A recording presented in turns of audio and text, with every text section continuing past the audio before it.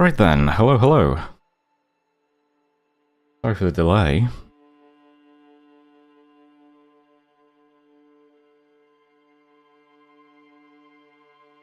You know what? Give me 30 more seconds. I'll be right back.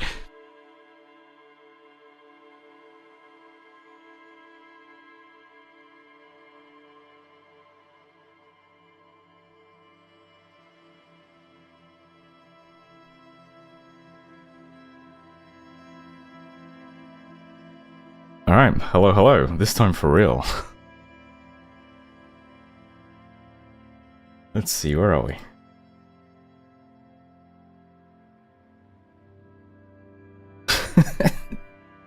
Debated by the streamer. I'm back now. No tears. Let's see. Alright then. God damn, I look good. Okay. It's pretty late in the day now. Last time... What did we just do? We spoke to the Sunday friend, I think his name was. We now know that Everett is, you know, helping us out, looking for our gun. Blade left a comment as well saying... Okay, the thing in the freezer doesn't need to stay frozen, so I might just go and... Can I get in here? Yeah. I might just go and unplug the freezer then, why not? Only the black cable is plugged into the breaker box. Something close to you dies with a soft... Why did you do that? To let it thaw out so I can open it?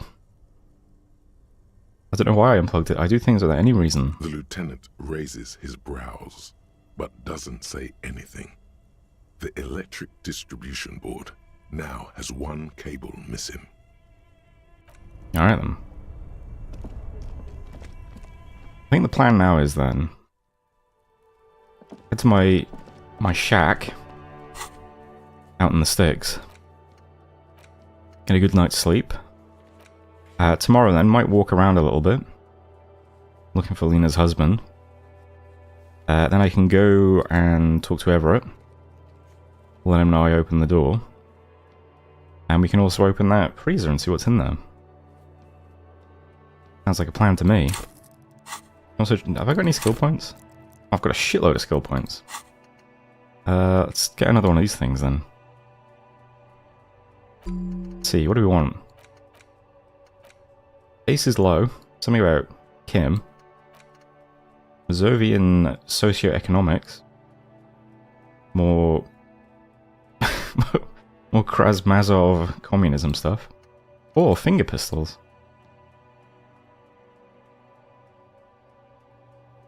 Yeah, let's do some finger pistols. That sounds interesting and unique. I'll start that cooking. We're missing a lot of savoir-faire. That's okay though.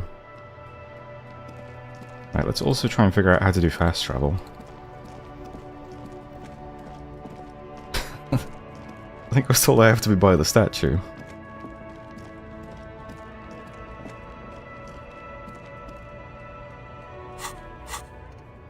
Let's see. Aha, there we go.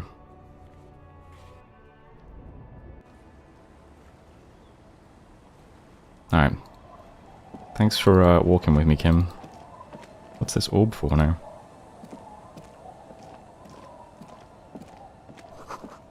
This door is closed for today. Time to put the kids to sleep. Alright, makes sense.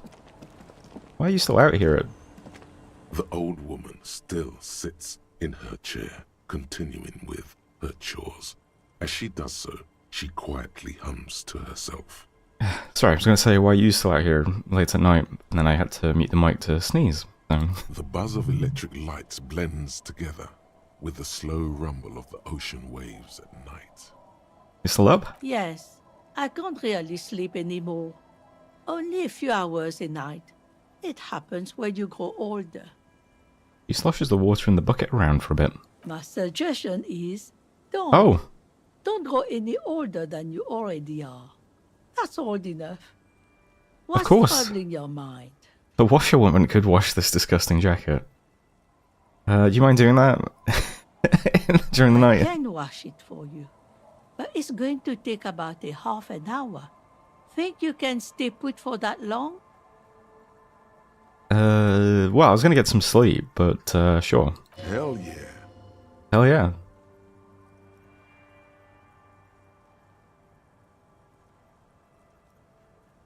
Did you notice that when he told Joyce Everett was helping him... When he told Joyce Everett was helping him find his gun, that the line stays white as if he hadn't picked it? I don't know. Does it? No, we must run around ceaselessly. It would be torture to stay put. I could use a breather. It's been another track and field day. Yeah, I'll wait. Well, hand it over then, and I'll see what I can do. Must say, I'm proud of this one. It's pretty nice underneath all that filth. I hope you take better care of it than its last owner. Alright, thanks very much. Oh, our sick, foul windbreaker, hell yeah. Sweat like a pig. This windbreaker is like a protective cocoon, placing the wearer's torso into a pocket universe where wind, water, dirt, and fire cannot harm them. Huge writing, 100% synthetic, is proudly displayed on the chest.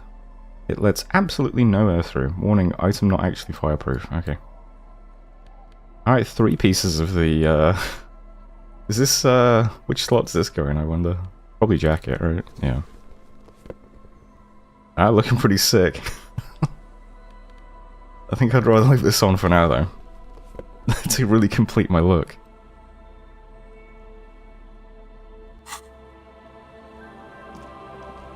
Alright, time for some sleep. It's getting late, and it's snowing. Time to call it a day. Good night, Kim. Good night, officer. We'll meet in front of the shack in the morning.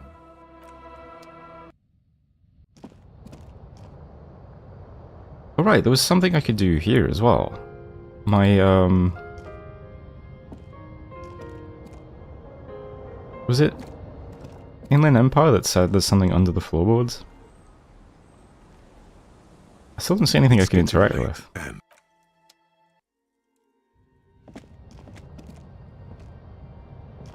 Interesting. Anything more I can do with these? On the table, you see a bowl Nope. of water, a rough soap, and next to it, a small hand mirror. A straight razor soaks inside the wash basin. Was shaving the right call? The water reflects back a vague image of your clean-shaven face.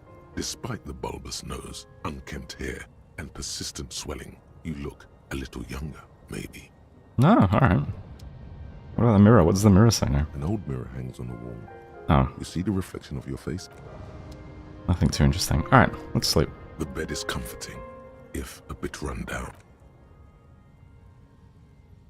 Across the room, the heating system hums its soft lullaby.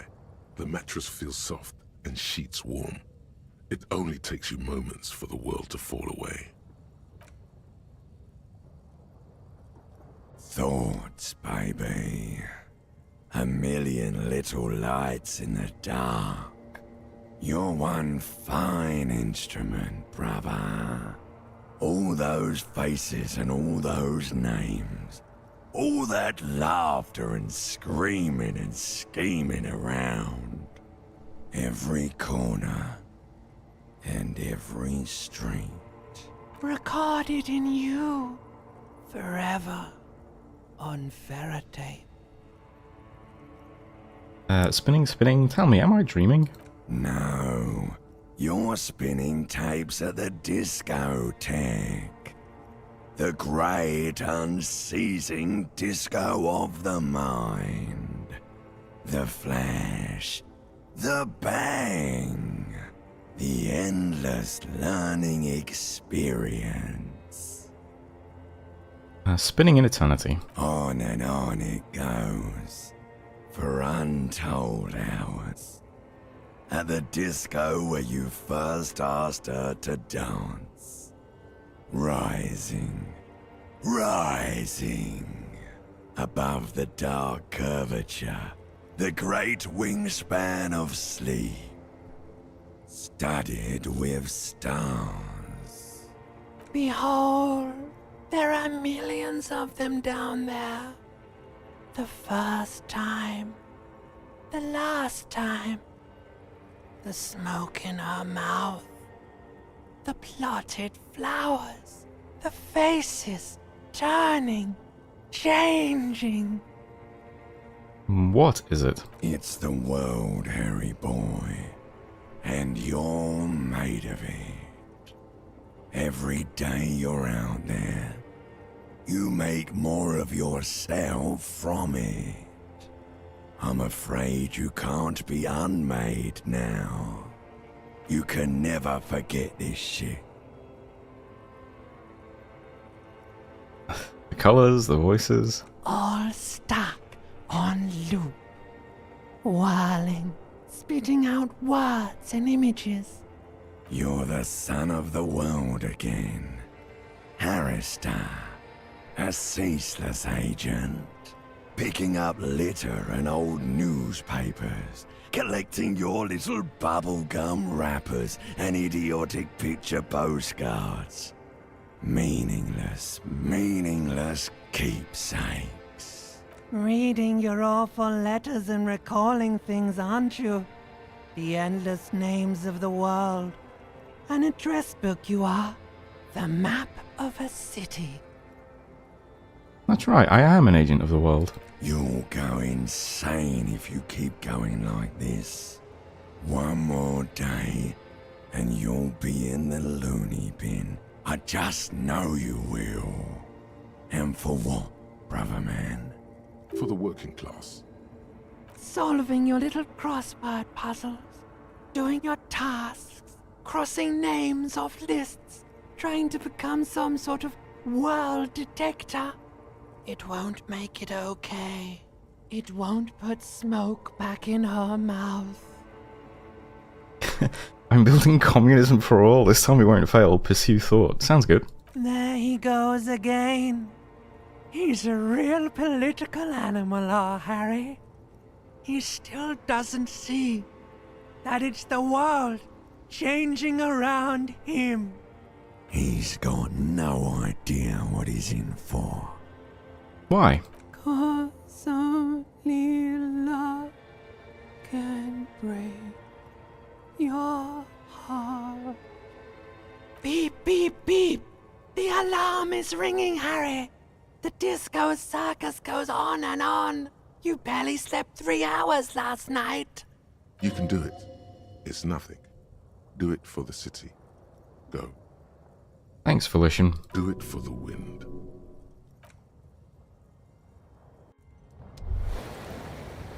Felician's always got my back. Rise and shine, comrade. It's time to get to work. What's going on? Despite all the thinking you've been doing, only 0.0001% of communism has been built. Fuck. It's too great a task to undertake alone. You're going to have to get organized. Have you seen my shit recently? I've really gotten it together. It's good that your personal business is in order, but we're talking about political matters of world historical import here. You must seek out your revolutionary brothers and sisters. Find out how much communism they've built. Then, together, maybe you'll be able to build as much as 0.0002% of communism. But it won't be easy. Decades of persecution by coalition authorities have driven the remaining communists of Martinaise underground. They live underground. These communists aren't men. They're mole people. Okay. I don't know if I want to go searching for more people. But I'm part of the coalition authorities. Have I been persecuting communists this whole time? Will they help me fire up Mazov's socialist sausage grinder? I don't know if I want to go searching for mole people. They're not mole people. They're your comrades in the eternal class struggle. It's your task to find and join them. But I'm part of coalition authorities. Possibly. If you have been, it's only because you're a double agent acting in furtherance of your long-term objectives. Okay, makes sense. Regardless, what's past is past. You need to look forward to the work of building communism for all. Will they help me fire up Mazov's socialist sausage grinder? Just between us, you may want to lay off this grind up the bourgeoisie stuff. It's a bit off-putting, even to fellow communists. How am I supposed to find them? Let your nose guide you, detective. My nose? Or you must mean my nose, as in my huge and highly functioning brain? Yeah. No, we meant your nose, as in that swollen muck detector in the center of your face. It just happens to be perfectly calibrated for sensing communists. We really have no idea what they're talking about. There's no linkage between ideology and olfaction. What does communism smell like? Failure. There's so much failure in my life already. I don't know if I can take any more. Okay, what does failure smell like? I certainly wouldn't know that. It's a smell you know all too well. Simultaneously repulsive and yet darkly appealing. Musty with a sharp tang, but also a remnant of lost sweetness. Like a rotting mango that's been swaddled in a coat from your grandfather's attic. What you're smelling is your own body odor, of course. Nothing a shower and change of clothes couldn't fix. Listen, I change my clothes at least 3 times a day, okay? People sometimes complain there are no real communists left in Martinaise. But you can smell their presence. They're out there, waiting for you to join them. Alright, I'm ready. First, you'll have to locate the remaining communists in Martinaise. When you get near to someone with revolutionary potential, your nose will give you the signal to establish contact. Again, no, it won't. Any olfactory response you perceive will be strictly psychosomatic. And what will I do once I establish contact? You'll discuss the monumental world historical task that lies before you. You'll engage in rigorous and spirited debates about Mazovian theory and practice. But mostly, you'll probably complain about other communists. Isn't that last part kind of counterproductive? Not at all. Complaining about other communists is one of the most important parts of being a communist. Alright, let's get to it. Here we go. Wake, brave worker. 'Tis no time for bed. Fight till there's no slaves below, and no masters o'erhead. Alright then. Changing clothes is less helpful if someone's already gotten it sweaty. That's one opinion.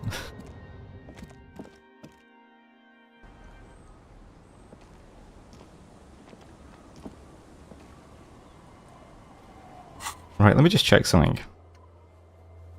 Okay, we got Doom Spiral's jacket washed. Roam the streets to sniff out some comrades. So I guess I could still give him his jacket back, or just keep it for my my wardrobe.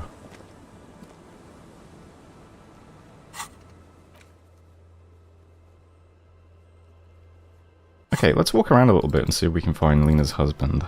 He's supposed to be somewhere around here.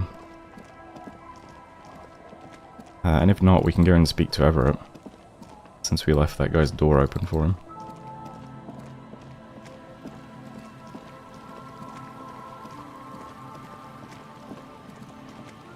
Hey Suki, no, I did not find my gun yet.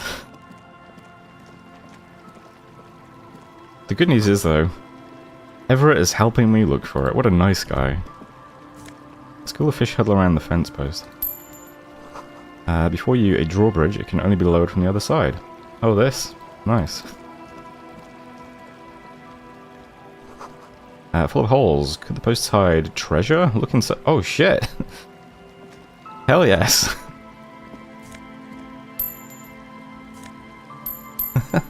They do hide treasure. Oh my god. I found the alcoholic stash. This is incredible. Holy shit, I'm rich.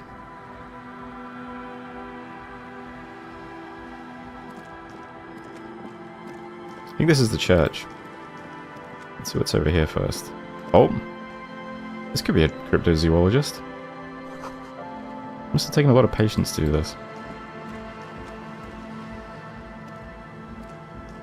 A shaggy-looking girl, Oh, maybe not. her late teens or early 20s, kneels on the ice with an electronic contraption in her hand. Hearing you approach, she looks up. Oh. Hello there. It's cold out here, but she's not wearing a hat. She must be freezing. Everyone knows drugs make you invulnerable to cold. You bet this one likes to party. Dear child, it's freezing. Where's your hat? I mean, Kim doesn't have a hat. He seems to be okay. Huh?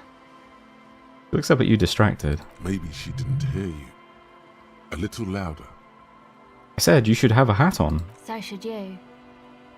I've got a hat on. It's a cool... it's a cool...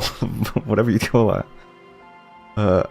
I don't have to do anything. I am the law. You have to do what the law says. I should, and I do. Point to your hat. Yeah, there we go. Oh. I didn't notice that. You didn't notice this? It's nice. You should wear one too, if you plan on staying outside in this weather. Yeah, well... Look, man. Fuck the hat. Oh, look, another authority roll. I have no hope of getting that, so... Is that kind of language really necessary? I'm sorry I said fuck the hat. I was concentrating on something else. My whole family swears and it rubbed off on me. There's a pained expression on her face. She'll answer your questions now. Okay. What's your name? Estelle. Her hair is dyed blonde, with dark roots showing. There's a coarseness to her features, some masculinity below that timidness. And your surname? Why? I'm from the police. It's for the paperwork. Okay, it's Berger. What's that device you have there? This is a portable recording device. It's for field recording. Low quality, but still. And the wires? Actually, just one wire. I picked on it till the braiding came loose. The wire leads to a contact microphone. What's a contact microphone? A contact mic records sounds from inside things, like this ice. Oh, cool. Nice. You could maybe bug someone with it. Wiretapping. How does that thing work? The mic? I don't exactly know. Somehow it doesn't pick up vibrations from the air. The book said it only picks up structure-borne sound, if you like technobabble. Where'd you get it from? Same place I got the recorder from, the Palaceum. What's the Palaceum? Oh man, you haven't been to the Palaceum? It's the coolest place in this whole drug-addled shithole. It's a music club and a synthesizer workshop on Boogie Street in Jamrock. Musicians live there, like real musicians. I once saw Arno van Eyck. Thinking about it really cheers her up. It's a long way from here, though. Sounds like a place for congregating homosexuals. Sounds interesting. Who is this Arno guy? Oh yeah, guess you wouldn't know Van Eyck. Or really be a Palaceum going kind of person. I get down. I don't know what that means. I grind. I don't know what that means either. It means I'm hip beyond my years. Nor do I, but I have concrete evidence that I rock, in the form of a wrecked tape player at a completely trashed hostel room. That's why, actually. I have no idea what I'm talking about. Get down, grind. It means I'm hip beyond my years. That's cool. She breathes on her fingers, looks like she doesn't know what to say. You're right, time has deserted me. Sucks, man. Fuck. Was there something else? About the contact mic, perhaps? I had some non-mic questions for you. Okay. What are you doing out here in the cold? Recording, I guess. And what is it you're recording exactly? I think I'm recording cracks in the ice. But there's no way to tell. Not without headphones. I think I just recorded your footsteps too. Not sure how that will sound. Wait, what happened to the headphones? My boyfriend sold them. What for? I don't know, man. Things. Just stuff you need for life. A lie. They were probably pawned off for something suspicious. Interesting. What are these recordings for? The cracks, the footsteps? You making music The out of them? musicians in the Palaceum used Cool. them for making music. They looped the stuff, cutting the tapes together. They make music out of cracks in the ice and keys jangling. Crazy sounds like that. It's hard to explain. Anyway, I thought I'd make some too. It's supposed to be, like, a music place anyway. Rubs her shoulders and looks around. I don't really know what I'm doing. They use synthesizers too. I don't have a synthesizer. She looks at the recording device, the thing she thought would fill her hours with joy and escape. It's turning out to be an empty fantasy. She feels childish, very useless all of a sudden. Take this, you're called. Lieutenant begins to take off his jacket. No, man, fuck that, I'm cool. I'm sorry I said that. I'm sorry about the fuck. It's okay. Lieutenant backs up. He throws you a glance. Now this is where a hat would come in handy. Give her your hat. Here, you need this more than I do. You said it's supposed to be a music place. What is? That? The boys think it could be a place, like the Palaceum or something. Stupid. It's really not going to be a Palaceum, that's for sure. And who are these boys? The boys? Yeah. Andre and the guys, they're inside, in the tent. And why is that? Why are you freezing out here while the boys are inside? They got too much stuff crammed in there. No room. Stuff like what? Music stuff, mostly. Like this tape recorder, but bigger. And there's piles of it. You mean like those headphones your boyfriend sold? Why don't you just leave some of it outside so you don't have to freeze? That stuff is more expensive than I am. More expensive than any of us, really. Doesn't matter. I can take the cold. Alright. I think she's over the hat, to be honest. Go ahead. Okay, tell me more about this music place you've been planning in the church. It's supposed to become, like, a club. For anodic dance music. Like that new style of synthesizer stuff they play at the Palaceum. Except that... yeah. He looks at the old wooden church up on the poles. As a mean wind comes bellowing in, the 6-story structure lets out a doleful shriek. That's your cue, Shivers. The floorboards are twisting, and the shooting beams are slowly cracking, like bones. Far east of the Golden Delta, beyond the industrial port, there is a black patch of unlit coast with the smallest creatures on the ice. There will never be a club for anodic music here. Not in a million years. Damn, that's brutal. What is anodic dance music? You know, anodic, cathodic. Music that's made with electronic instruments. Like what? Synthesizers and tape consoles. Microcomputers too. Anything that uses electricity, but isn't guitars. Also found sounds, stuff like that. You see clear, beautiful, violent flashes of light. Light cutting through a smoke-filled darkness. That is what the future will look like. If it ever comes. Want to turn the church into a club? I know. It's not my idea. Andre and the boys found the place. It was supposed to be deserted, but now they can't even take it. Hey, don't get me wrong, but you're cops, right? No, we're the police. Yes, why do you ask? Okay, well... maybe you could talk to Andre and the guys. Because there are some strange things going on in that church. If you're police, you should look into it, right? I'll talk to them. They're inside that thing there. Would be cool if you did. Was there something else? Go ahead.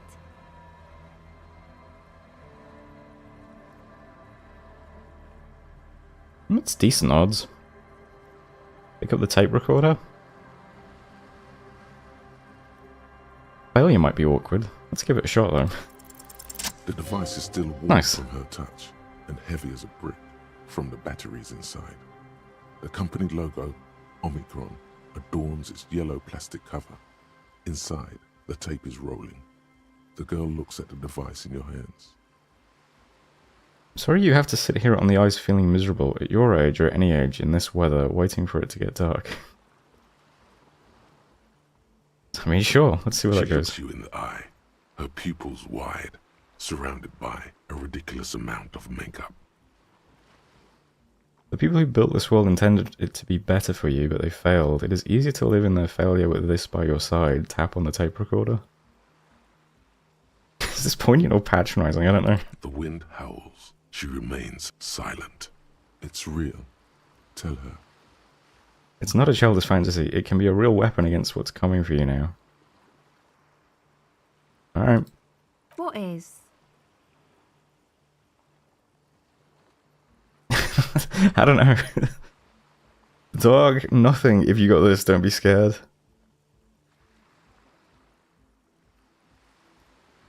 I don't know, what's the better of those two?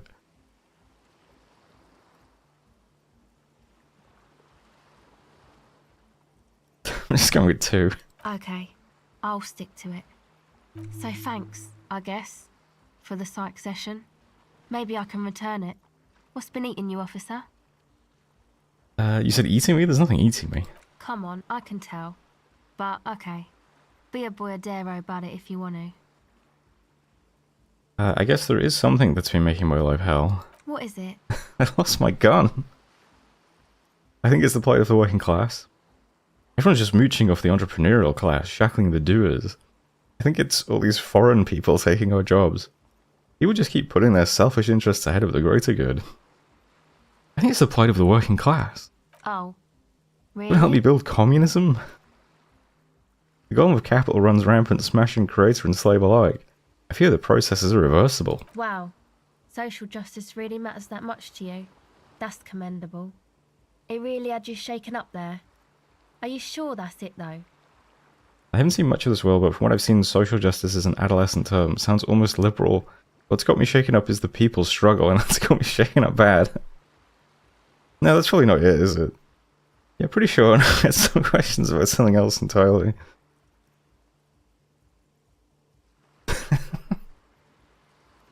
Sure. I'm done with that. Okay, let's leave for now. Okay. Bye. Oh, we got our thought done though. Finger pistol, 9mm. Snap, snap, baby. Turns out guns aren't that much for protecting as they are for attacking people. If you want to protect people, really work for them, you have to whip out your signature dual 9mm Villiers finger pistols. Who needs real guns anyway? That conversation you just had? It would have gone better had you snapped those bad boys at them. Note, 9mm dual finger pistols do not count for an actual weapon in a gunfight. I agree, that conversation would have gone better with finger pistols. So what do we get?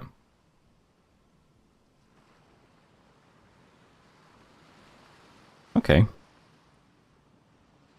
Reaction speed and suggestion if I'm not carrying something. Wonder if that means both hands have to be empty or just one. Or each hand slot gives +1 suggestion. Let's find out. Will it show up here, I wonder?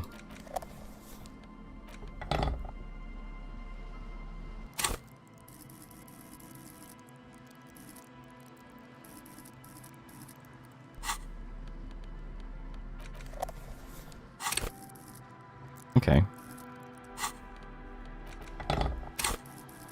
Okay, so just one bonus. Alright. That's pretty good, though. What else we got going on over here? Painted with pastel, someone is trying to bring cheer into the world.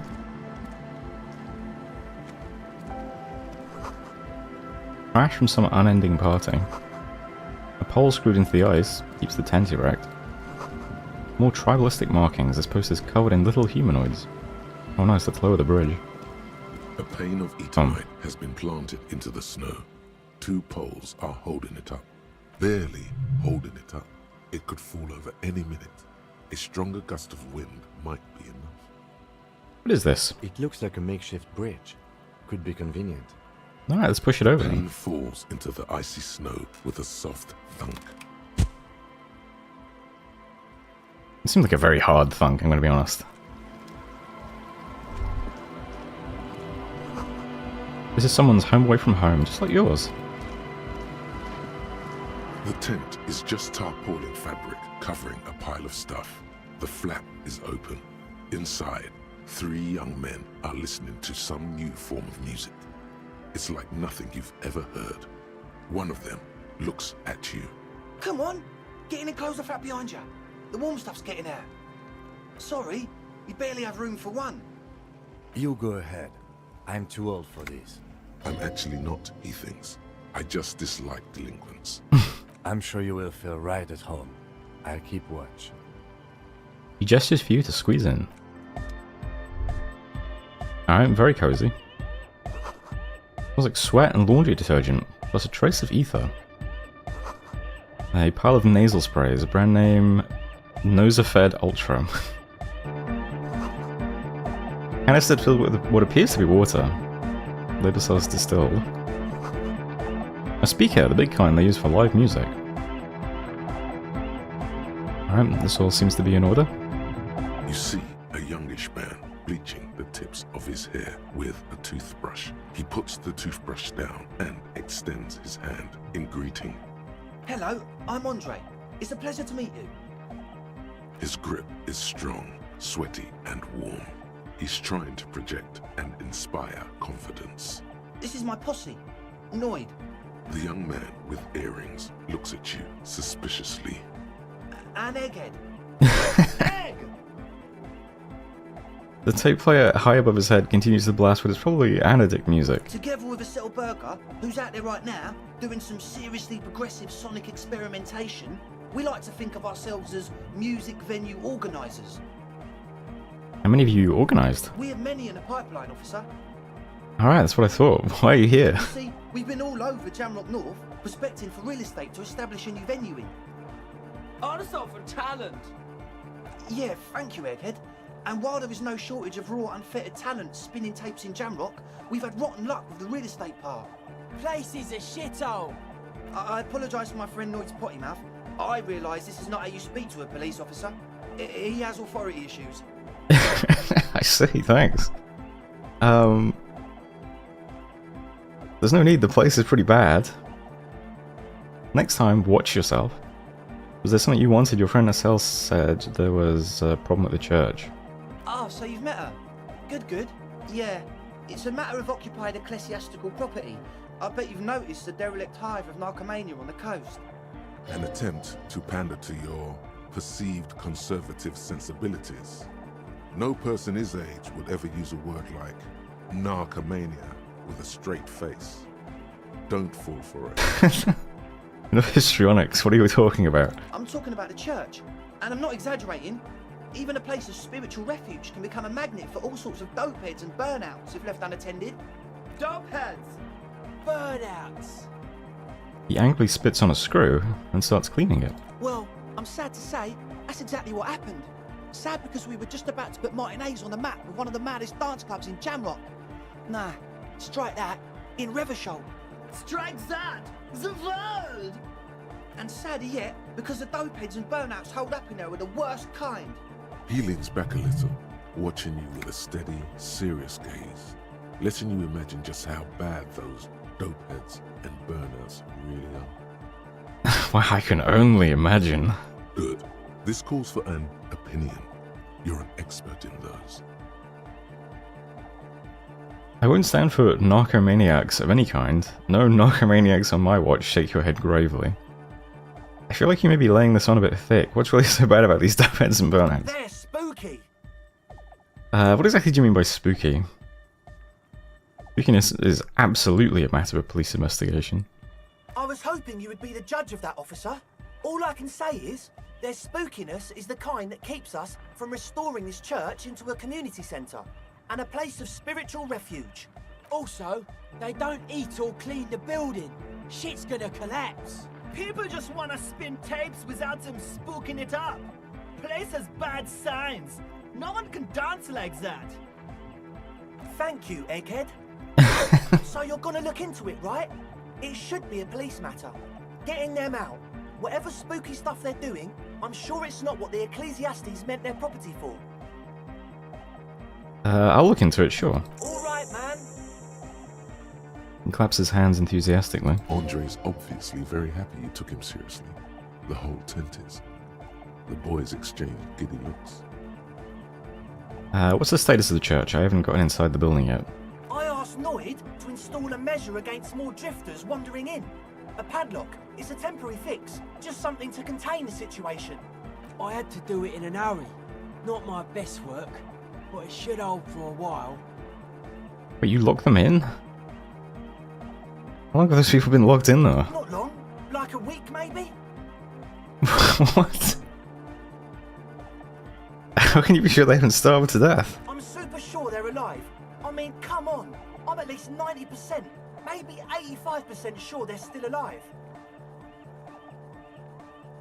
85% is not good enough. Okay, I'm sorry. I'm sorry too. I guess it wasn't very hardcore of us to just lock them in like that. That was not hardcore, Egghead. What about the key? Of course. Noid, give the officer the key. All right. Speed Freak dips into his belt pack and produces a yellow key. He then makes a sudden, cool-infused move, tossing it in your general direction. Okay, I did just contemplate finger guns, so my reaction speed is better than ever. I'm sure this is going to be great odds. Be the cool cop, catch the key as it flies towards you.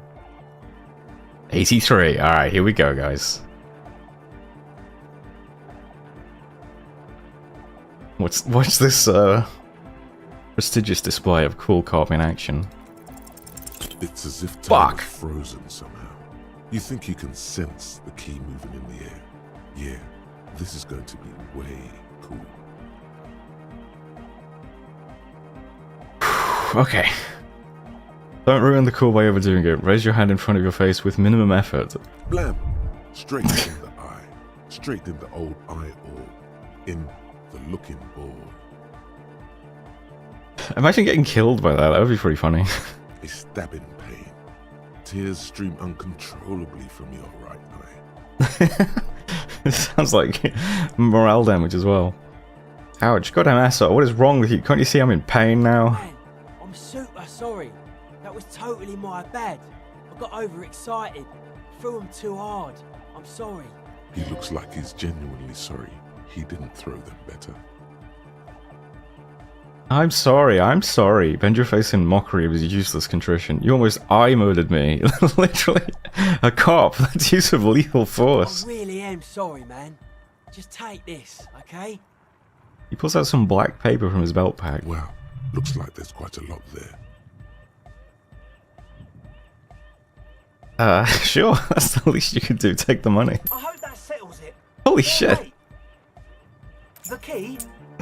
He cautiously hands you the yellow keyring. He is shifting in his spot, uncomfortably, still feeling sorry for the mishap. We were talking about the padlock, I think. Right, other questions? Sure, man. Tell us what you want to know. Let's do it. Who exactly are the people clawing their way out of the church? Truth is, I don't really know. None of us do. I don't even know how many there are. All we've seen are glimpses. Basically mugging the kid. He attacked me with lethal force, I'll have you know. You haven't even seen them and you want the police involved? Well, there's also the machinery. This machinery is of the deeply mystical variety. When I first scouted the place, back in February, it was abandoned, empty. Took some time getting the crew together. So about 2 weeks ago, we came here hoping to set the stuff up. Suddenly, there are all these strange machines lying around in there. One of them has wires running into bowls of water. Wires into water. Never seen anything like it. Andre, tell him about the feeling. Oh, and it felt like there was something in there with us, watching us from the dark. No, the other one. Which other one? I'm not as in tune with my emotions as you are, Egg. Felt like silence. Awful silence. Slightly confused why Egghead is called Egghead with a bald portrait, but this guy clearly has hair. Is he spiritually bald? But you haven't physically seen anyone. Not exactly. We've just seen someone who we think is a woman go in and out of the church. A couple of times. And we felt someone, or something, eyeing us inside. But that's kinda it. What was that about something watching you? Like you aren't alone, you know? It wasn't quite human, if you know what I mean. It was this dark shape climbing upside down along the ceiling, like some kind of crab man. A crab man? Yeah, you know, the way it was climbing up and around the ceiling, like a crab. It was stalking a cell, exhibiting ambush behaviour. Ambush behavior? No, the crab man. Crab man! Yeah, totally. I mean, I didn't personally see it. Estelle was alone that time, but I believe her. If she comes out running and says there's a crab in there, there's a crab in there. So he hasn't even been in there lately. Is he afraid? You should ask her about it, but be nice. Don't tell her you don't believe in the crab. I'm not talking to you anymore, reaction speed. You really let me down earlier. The implications of this are too numerous to consider. Proceed with caution. Learn all you can before entering that dark building. Alright, we'll ask her about it. Tell me more about this suspicious machinery. You should talk to Noid about that. I just got a distinct burnout and dopehead sign from them. Probably jacked up to some snuff station too. Probably, very likely. So how can you be sure they are burnouts and dope heads if you haven't actually seen them? Well, honestly, I can't. But I am. Why not? Let's go with that. I don't see a single thing wrong with that argument. I'm 70% sure they're substance users. Don't let the technology fool you. He makes little quotation marks with his fingers, and he says technology. Alright then. Sure. What? You mentioned some kind of ecclesiastes own the church. Who are these ecclesiastes? Oh yeah, that's a meteor and name for the founding party. Thought it'd be cool to use it. Before we go on, what do you mean by meteoron? You know, of Meteo. Concerning Meteo. Meteo? Meteo, a country on Muindi. On the Muindi Isla. Oh, the founding party. I do know that, but can you... What is the founding party? Come to think of it, I've never really looked them up, you know. I can't give you a precise definition, but they're a very powerful religious organisation. And? And they have roots in ancient mass society. And they're the custodians of the Pericarnassian church. Plus, they anoint the innocents. They, like, made the innocentic system, no? It doesn't sound like they would appreciate a dance club in their church. They sound like exactly the kind of who would want loud anodic music in their church. You're right, they do. He says without the slightest hint of irony. The Pericarnassian church is about love. Anodic music is about love. I got love for my Pericarnassian posse. Love is the relay out of death. We dance. He violently shakes the tape player, as if to see if he can break it. Love is hardcore. Unity! Unity! Make some noise for my Insulindian posse. He turns the volume up, then looks at you with a knowing nod, as if it's obvious you will now break into dance. You feel it. The anodes and the cathodes coursing through you. Your big toe starts tapping along to the base, as if testing the waters. No words, just enjoy the beat, nod your head.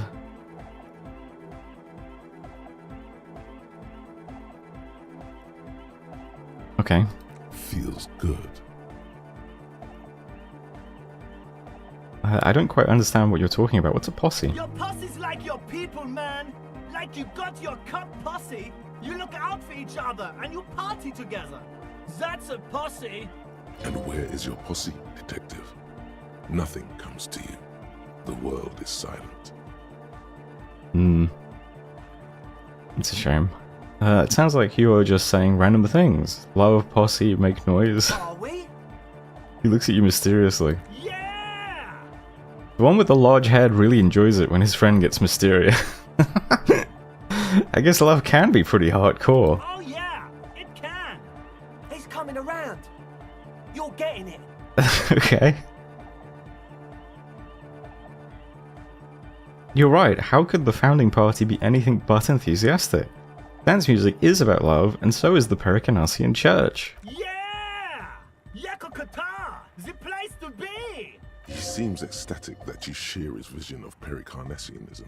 Do it for the masses. Do it for the crew.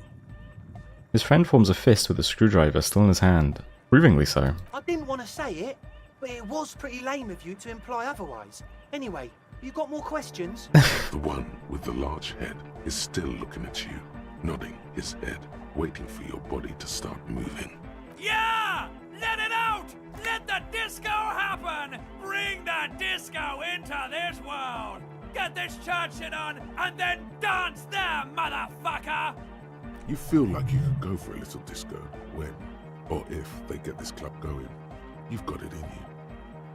Okay. I wanted to ask you about this tent full of equipment. Yes. What? I see you bought your own water. Yeah. Good to have, bitch to carry. When I first scouted the place, I did some reconnaissance. I'm not sure the church even has running water. And it's distilled too. Oh, He doesn't know what to say. it's the one they sell at the fuel station. It's like he's lying to you, my liege. But he's slippery enough that there's nothing for you to grab hold of.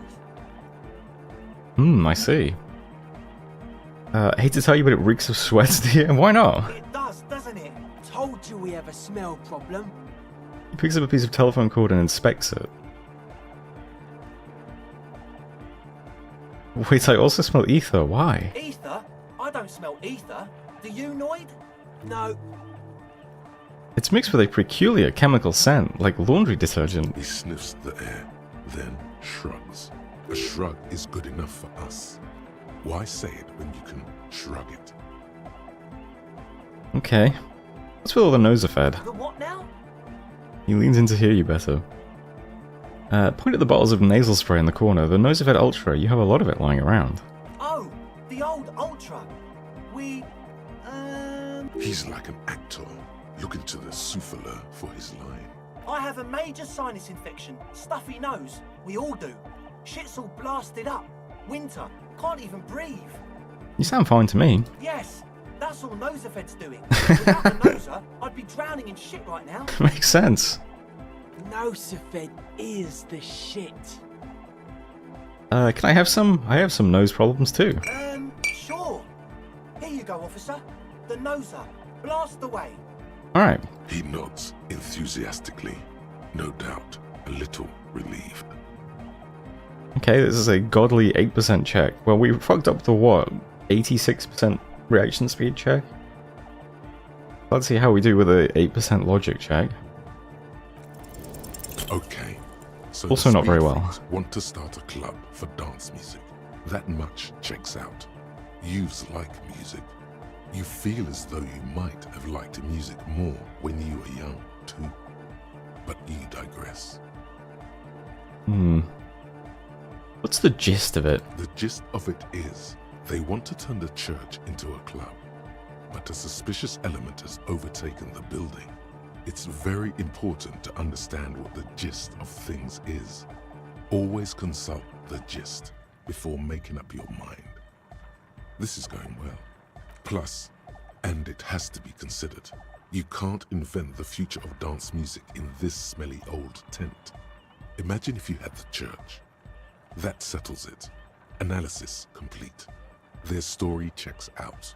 Okay, thank you, logic. It still feels as if this didn't quite go as it should have. But You think I have some logic clothes? Very probably. My logic score is not very good. In general. That's it for now. As always, we'll be right here, waiting patiently for the news. Yeah! Fairweather. Oh. 500. Remember that weakness you were looking for in the ceramic armor? Like, maybe it can only stop small, fast projectiles, but a large, slow-moving pry bar would shatter it? Or, if I run an electrical current through it, maybe it will melt. Or, personal favorite, frequency something something radio weapon? None of that would work. You need to shoot the part of the enemy that doesn't have Fairweather T500 on it, because the armor itself is invulnerable. Good news is, so are the armor pieces on you. Alright then. Oh. Anti-coordination against enemies in FT500 armor, okay. imagine that is not many people, but what do I know?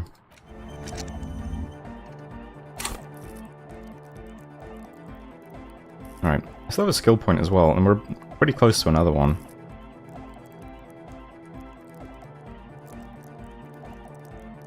I could put a point in logic, and then put on some logic gear and try that roll again. Probably not a bad idea, right? I'm not ready for the third act transition into an FPS.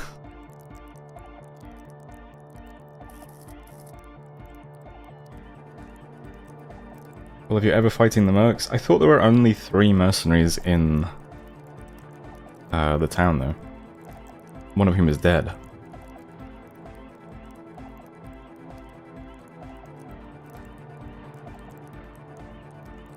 Remembering that one negative Disco Elysium review of I didn't even get to the combat before I quit. Sure, let's try this.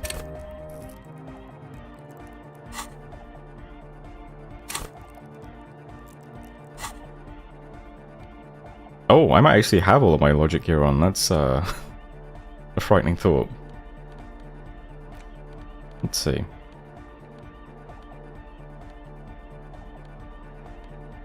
Wish it was easier to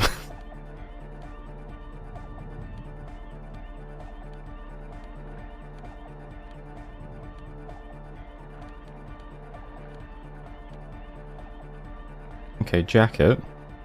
Alright, we can get a +1 there.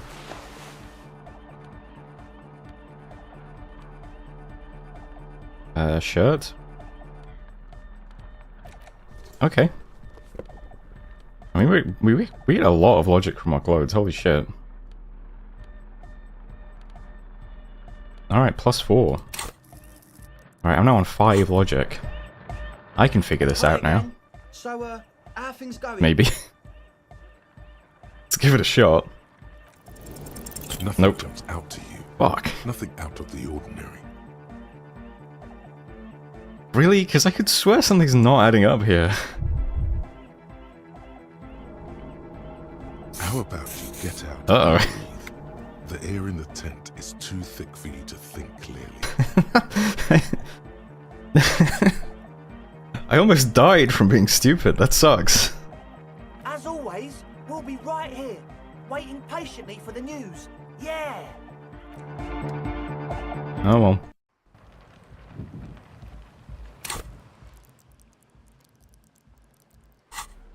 Okay. Gotta get this back on. Drama and electrochemistry, I mean, come on. I guess I can leave off the mesh tank top.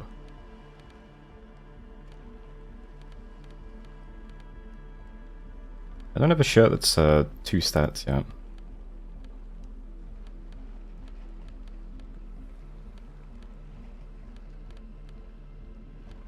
Okay. I think we're good then. This is the this is the look we're going with. Oh, I might have better glasses actually. Encyclopedia, you know.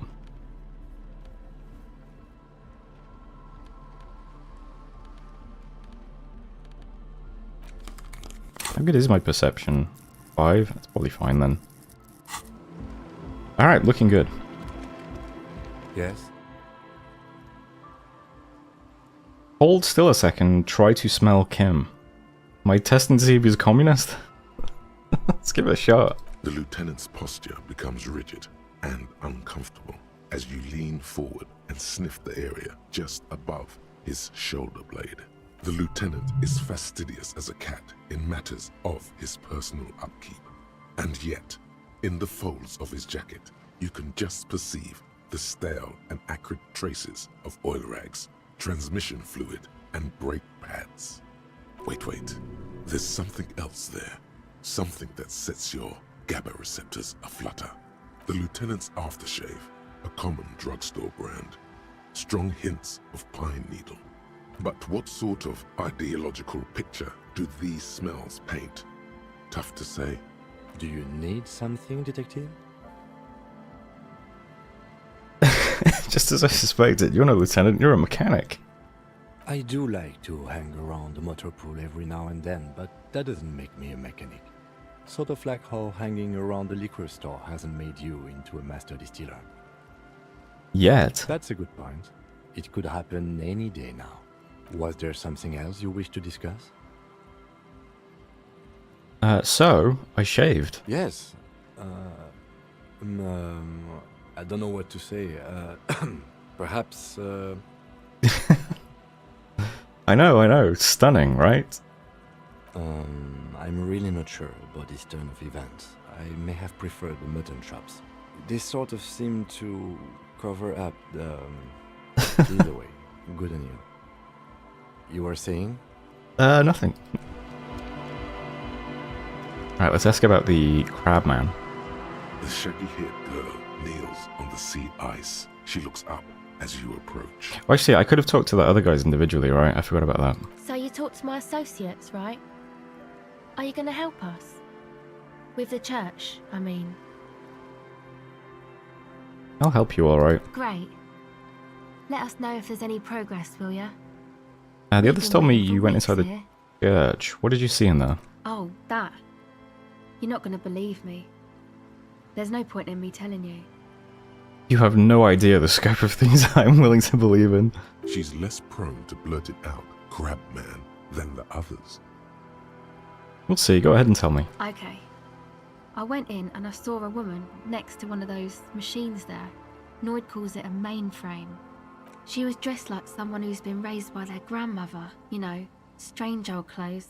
Had this absent expression, didn't say anything, just stood still. Go on. And then, you know, right behind her, a man crawled down the wall. Upside down like a crab, down the church wall. I think the woman didn't even know he was there. He was completely silent. He stopped right before he got to the floor, then just hung there like that, looking at me. Right at me. I fucking turned around and walked out. End of story. Like a crab, you say? Lieutenant nods, his face is stone. What did this crab man look like? It was too dark. I couldn't tell exactly. Come on, she obviously could. She already went into detail. Come on, quit stalling on me. What did he look like? He looked like a banger, okay? He was all muscular and stuff. Had a mesh tank top. I know it sounds ridiculous, but that only made it scarier in a way. A crab and a banger? Lieutenant raises an eyebrow. Yes, a banger. As in a mess gang member. I know what it sounds like, but that's what I saw. You were wrong. I do believe you. Why? Seems too ludicrous for a lie. What would you stand to gain? Strange things happen. Strange things happen. Okay then. They certainly do around me. Maybe this will give me bonuses to that role. I'd like to know about your associates. My associates? I haven't got much to say about them. What do you mean? You must know something about them. Of course I do. I just don't tell people about my friends and who they are and so on. I don't provide information on them. Okay. Never mind then. What about you? Tell me something about yourself. Me?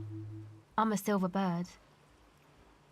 Aha, okay. Maybe I'll ask later about this. Don't know what makes you think it'll be any different later, but...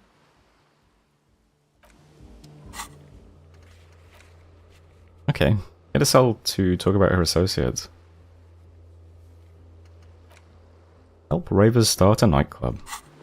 Right, yeah, I'll go and ask about these guys individually. Or talk to these guys individually. Noid. So you had a talk with Andre, and now you want to discuss things with Noid. Good. Finn shows through the holes in the Speed Freak's too large sweater. In front of him, an open toolbox full of carpentry tools and parts. It's good you talked to Andre first. Gave me time to get a reading on your sign.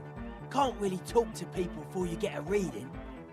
He runs his hand through his hair, which is combed back in mock seriousness, and continues to fiddle with some gears. Sign? Yeah, gotta compare. See if we can align. Interesting. I suck at socialising, man. Even now, our sign synchronisation is way off. But I'll see what I can do. He continues to rearrange his tools. Tell me about the machines in the church. Weird stuff. Specialised. There was a data processor and some sort of long-wave machinery. Wires going into water. Gives off a spy sign. Or some fucked up Samaran science side. You know, the kind that goes head first into the supernatural. What's wrong with the supernatural? Nothing's wrong with it. You should definitely be researched. You can still do sick shit with it though. The sickest. That's perhaps why it should be researched. Okay. The supernatural, so you think it's real, that it actually exists? Most of it doesn't exist. But there's also stuff that isn't allowed to exist. Because the moralists think it's too dangerous for the plebs. Psionic powers, pale-related diseases, pretenders pretending to be human, folk rights, that kind of stuff. Okay. Why are you called Noid? The hardcore aesthetic is esoteric. It's not meant to be discussed with the law at this moment. He picks up some sort of a widget. It's not easy to reach a harmonic resonance of signs without some adjustment. Does this mean we need sign matching? Yes, further sign matching would do good for us. One way to achieve this will be by getting us into the church. Okay. Multiple quests that are all ultimately just get the church set up. Okay. How about you, Egghead? A young man with peroxide blonde hair holds up a Harman Walshi tape player, nodding along to the music. He looks at you with a knowing smile and says, Okay, we've established he is spiritually bald. as though you're supposed to be sharing some tremendous evangelical secret. Hardcore!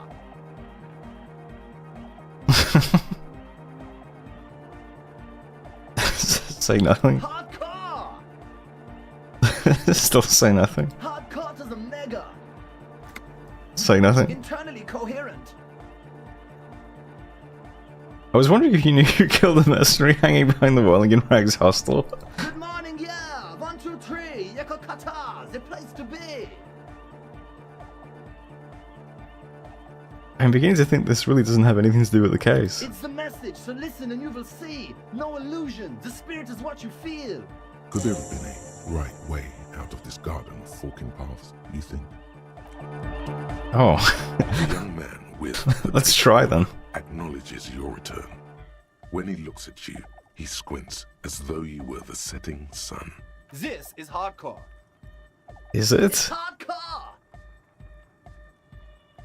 You're just gonna keep saying it's hardcore, aren't you? Skibba-dee, skibba-danger. I am the rearranger. Your cop training did not prepare you for this. What to do? The rare authority success. Wait, Heavy hardcore! say nothing. Hardcore! Still say nothing. The mega. Say nothing. Internally coherent. Still say nothing. Hardcore! All right! Yeah! Say He nothing. furrows his brow as his very large head traces the sublime invisible movement of the music in the very real air of the stuffy tent. Hardcore! Ah! He lets out an agonized roar over the feeblish, obviously not too hardcore beat below. No, but seriously, I'm a little worried it isn't. The question is, what is the question?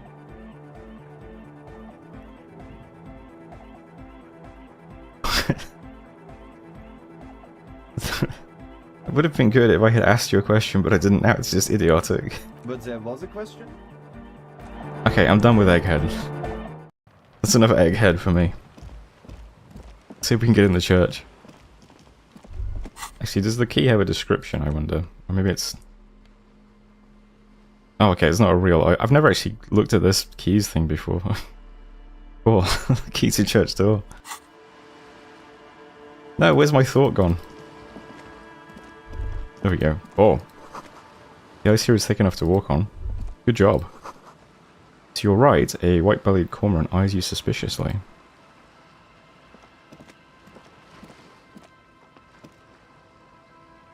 Okay. Hardcore!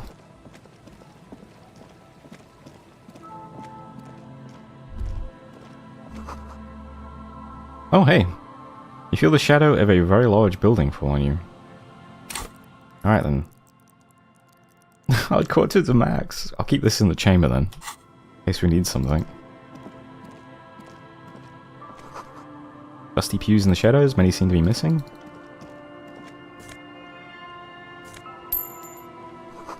An altar shrouded in dark, or something like that. It's too dark to tell. Sign reads Saint Brune, 1147.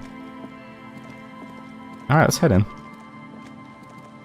Heavy wooden doors, more than twice your height, stand shut in front of you.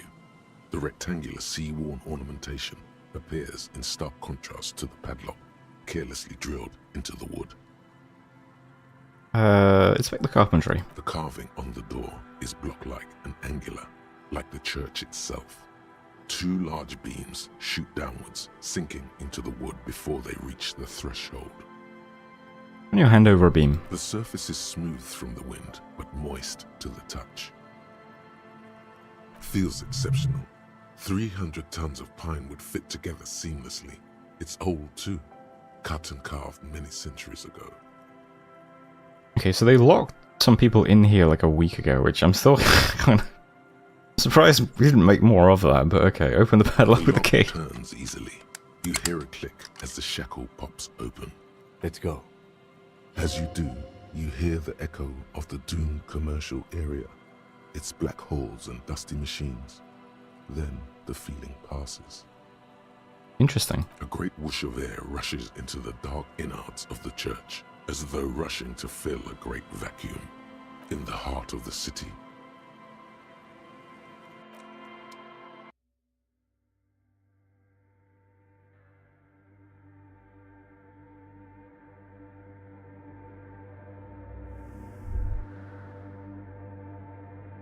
This is cool. Strange stillness fills you as you look ahead. You should walk here, not run. Okay, you're the boss.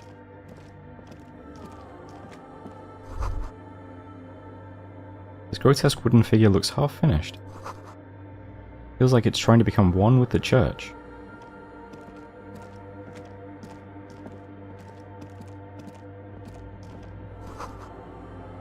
What are the forked lightning pattern you saw outside?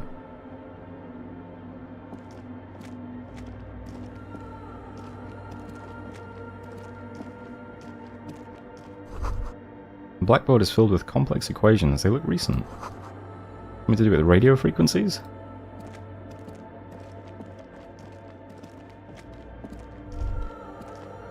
The silence in this part of the church, it's almost palpable. All the shifting matter and shuffling of living things is gone. Nothing seems to exist beyond the church anymore. Maybe if you were to stand in just the right spot, even your footsteps would be completely silent. Wait, I think I still hear something. And then it's gone. Almost all of it, but for the faintest of hums. You can hardly hear your own breathing.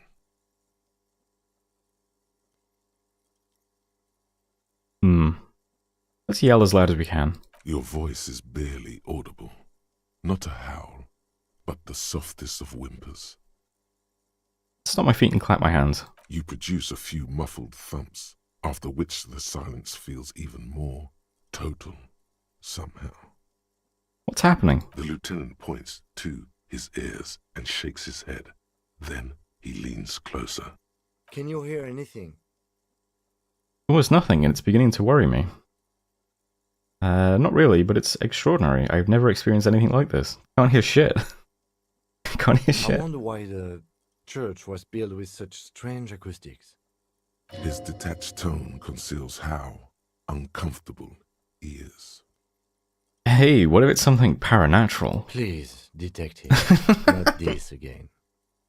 Look up into the bell tower. The orderly rows of ceiling panels become barely visible, then disappear completely in the darkness of the tower overhead. This is a red check. It cannot be retried. I should probably look for more perception gear then.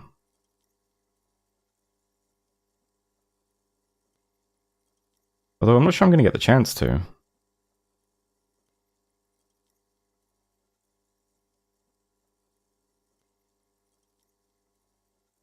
I guess I'll just roll this then. Let's see how it goes. Nice. Finally, some success.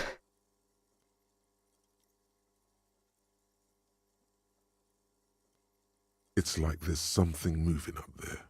A shadow has emerged from the tower and it's making its way toward you through all the other shadows.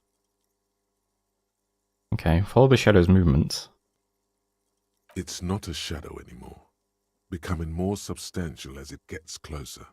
The shape of an animal descends. Officer, is there something up there? Lieutenant follows your gaze, attempting to see whatever it is that you are seeing. Oh no, you've lost sight of it. Where did it go? On the ceiling? Yes, the darkness makes the ceiling feel infinitely far away. What if I follow the shadow's movements again? It's not a shadow anymore. Officer. Oh no, Okay. you've lost sight of it. Where did it go? Blink. Oh shit! You see something hanging from the rafters, looking straight at you with dark eyes. Maybe it's possible to talk to it.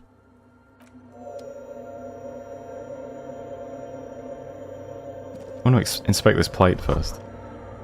While it's filled with water, a live wire runs directly into it. These wires work as contact microphones?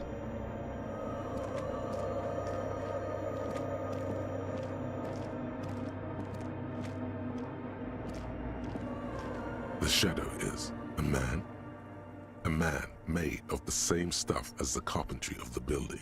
He is studying you intently. The crab man.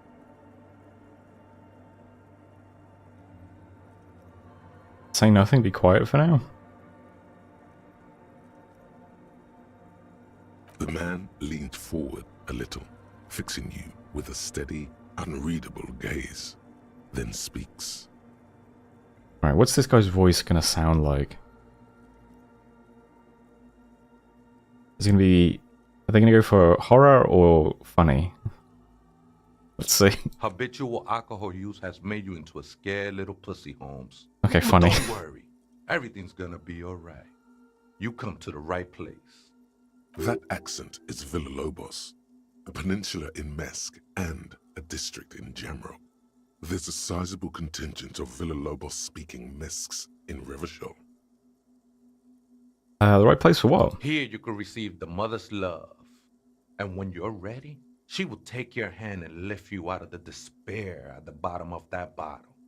This man is obviously a habitual narcotics user. Do we really need to question him? I'm put off by this religious stuff, he thinks. And maybe the ceiling climbing, too.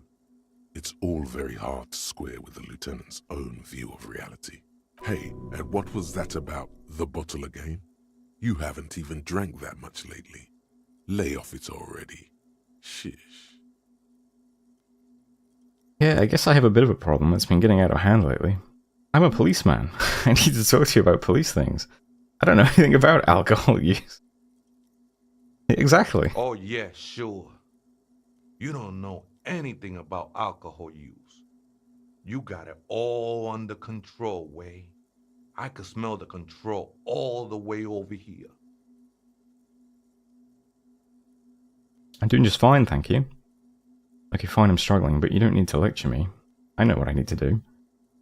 You don't know me, you don't know what I've been through. This conversation is making me uncomfortable, let's talk about something else. I'm doing just fine. I know it's hard to admit that you got a problem. I was like you once. Couldn't take an honest look into my own heart and see I was in pain. You know, actually, since we're here, you may want to pay attention to what the ceiling climber is saying. If the lieutenant agrees, then maybe, just maybe, you should pay attention. Fuck you, Crabman! You don't tell us what to do! Tell him! Just your tie. Who do you think you are? Some crazy guy under the roof? What is this shit? For some reason I feel like you have a point there. You know, alcohol is central to my identity. If I wouldn't drink, I just wouldn't be me. Okay, we'll go with the tie, why not? Who do you think you are? Some crazy guy under the roof? It doesn't matter who I am, Way. I'm just bringing you the message of the mother's love. She don't want you to hang yourself on your own stubbornness. There was echo in the cold air of the church. This is the Church of the Mother of Silence. You are welcome here. He sways gently on the beams, waiting for you to take it all in. This Mother of Silence sounds like a serious player. You might want to be careful until you find out what you're dealing with. Okay. You must be the crab man. Never known myself to be a crab. But if that's the name you got for me, I won't stop you from using it. To be fair, it's really more like a spider. If you're not a crab, then what are you? Sorry, you just weren't moving like a human. Hey, it's your neighbors who came up with the name, not me. It's really more like a spider. I always thought of myself more like a flame, flickering along the rafters and beams. It may be that I gotta work on my technique. What were you before you became a crab man? I was in a gangway, but my memories of that time are fading. Most of them are already gone. Shake your head. So many people losing their memory. A certain portent of doom. Lost memory too, and it haunts me. I lost memory too, but I like it. It's like I get to create a whole new me, start from scratch. So many people losing their memory. A certain portent of doom. Nah, Ese, it's not like that. Best thing that could happen to you, losing your memory. Do you remember your name, sir? The lieutenant is not particularly interested in this information. He's just trying to assert some control over the conversation. Tiago's my name, but those syllables don't mean much to me these days. A name isn't just your identity, but also, so to speak, your place amongst your fellows, your place in the world. I ain't got no use for such a place anymore. My name's Harry. Extend your hand for a greeting. My name sets me apart from my fellows. How often do you meet a Raphael Ambrosius Cousteau? My name's Harry Dubois. My place in the world is Lieutenant W. Freighter. I don't do names either. Names are out. I don't care what mine is. Let's get rejected for a handshake. Why not? That's just the thing, Holmes. None of that matters. He ignores your hand. His limb's a mere shadow below the ceiling. What are you doing here? This is a special place. There's a perforation in the world up there. A way out into nothingness. This church was built around it for purposes of veneration. I circled it, nurtured by the silence bestowed by the mother. One of these days, I'll be pure enough to go drink from it directly. Who's this mother of silence you keep talking about? Oh, that's no simple question, Ese. She is one who can be painted or sculpted. She is a cavity in the dark beyond sense. She saved me, but I couldn't describe her to you. No one can, Holmes, and no one ever will. What will happen once you drink from this perforation? I will be incinerated, but not destroyed. Finally, I won with the state of the world before reality began. You sure you didn't just switch one drug for another? It's not like that at all, man. It's just faith and joyful service. Too gleeful, those words. He is lying. Not to you, to his very own self. Faith is a kind of drug? I heard that before, Way. And I know I can't convince you on the spot. But think, when's the last time you woke up from silent communion with a hangover, regretting what you did last night? There are drugs darker than alcohol circling your system. I guess you have a point. I know it will take time. Don't sweat it. I still don't understand what you're doing in this church, though. I'm a seraph, Holmes. I sing the mother's glory. You should sing for me, the superstar cop, point your thumbs at yourself. It doesn't really make sense for you to sing if she's the mother of silence. Singing is good. I'm a bit of a singer myself. It did go pretty well. Sing for me, the superstar cop. I ain't from no Marietti, if that's what you're thinking. And the song I sing is silent as the mother. Marietti is a mesque style of music and dance, commonly seen at all manner of festivities, especially weddings. It's delightfully quaint, owing to its peasant origins. He lost his cool there for a moment. Seems you hit some nerve. How did you even find this place, this church? Hard to say. I think I did some construction work here, back when I still had material worries. Up there, I realized what the true purpose of the church was. Been spending a lot of time here ever since. The past is nothing to me now, way. It didn't belong to me. Okay, I had other The questions. sinewy figure lingers on the wooden beams, blending into the shadows. You've been in there a long time. Do you know why it was abandoned? Police raid a while back. He responds, his voice suddenly flat. Did you witness it? Not really. Or at least I don't remember much of it anymore. The mother's love has done its job. That's what's so great about the mother. It lets you forget about everything. Some ravers want to turn this place into a nightclub. The ones in the tent outside, right? I see them. Guessing they're the ones who call me a crab. Probably scared of me. Do they have reason to be scared? What do you think about the nightclub? I trust you won't get in the way of some enterprising youth. The business looks promising. Turning a church into a nightclub, I have to say it's a great idea. You should support it. What do you think about the nightclub? Why not? They wouldn't bother me none. I'm usually way up there, imbibing. Ain't no music on earth that can reach where I go. What a nice guy. Might even be nice to have some company. He said that in spite of himself. He's more attached to the human than he'd like to think. Do you know where the other spooker is? Point at the strange machines around you. Other spooker? Oh, esa viejita es muy estudiosa. Don't know, Holmes. Okay, right, so there is another person living in the church, and it's viejita? No. I just call her viejita because of her clothes. She's actually quite young. Or maybe not that young. Age is just one of the many masks we wear. And you don't know where she is? That's what I said, Holmes. How can you not know that when you both live here? Don't really follow her comings and goings. Just see her typing on her computer now and then. We got different interests. Anything else? I'm afraid not, Essay. You just have to wait until she comes back, or... He shrugs. Or search through her radio computer. Okay then.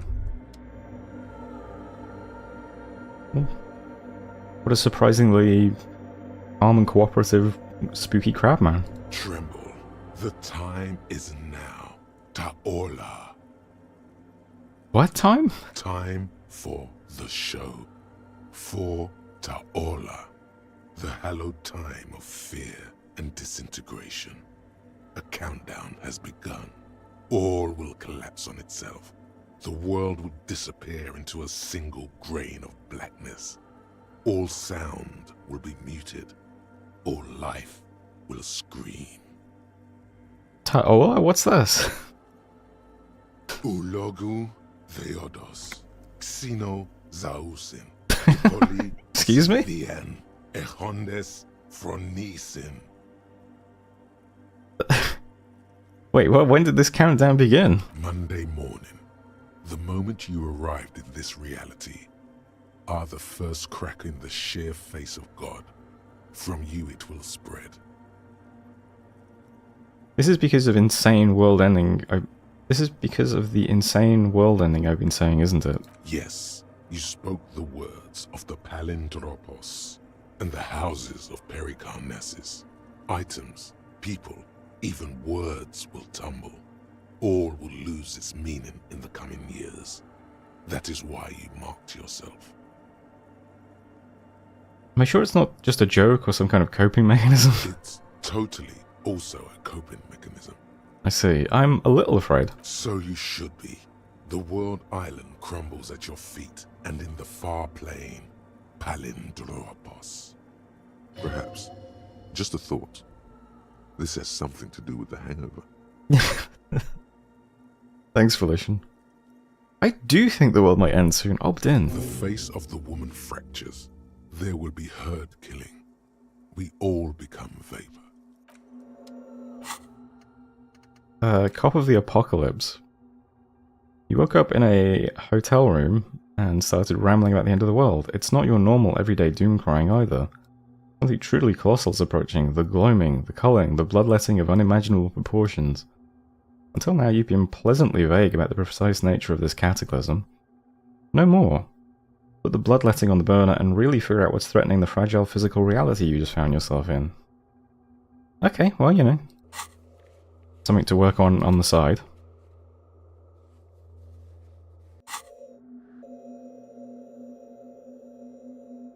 Let's keep looking around the church. A cracked pane of glass. Colourful. Average endgame of Dominions. Frost has drawn flowers on the glass, obscuring the view. A figure drawn in frost on the window, depicting a deer. Mesk Banger's silk scarf. +1 pain threshold.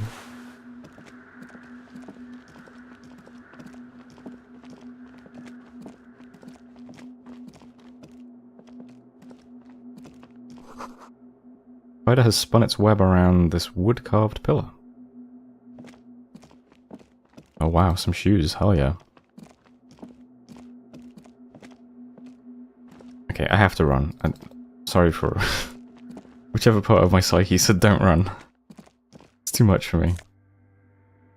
Meskbander's red brogues, okay. Am I stealing all of the Crabman's shit? Let's see.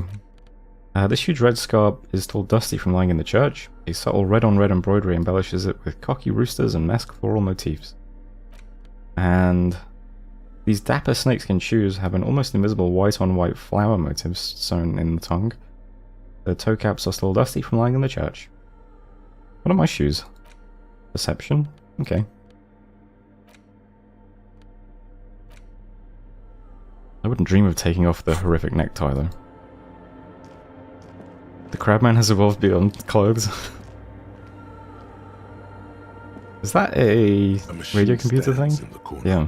Watched over by the figures on the stained glass window.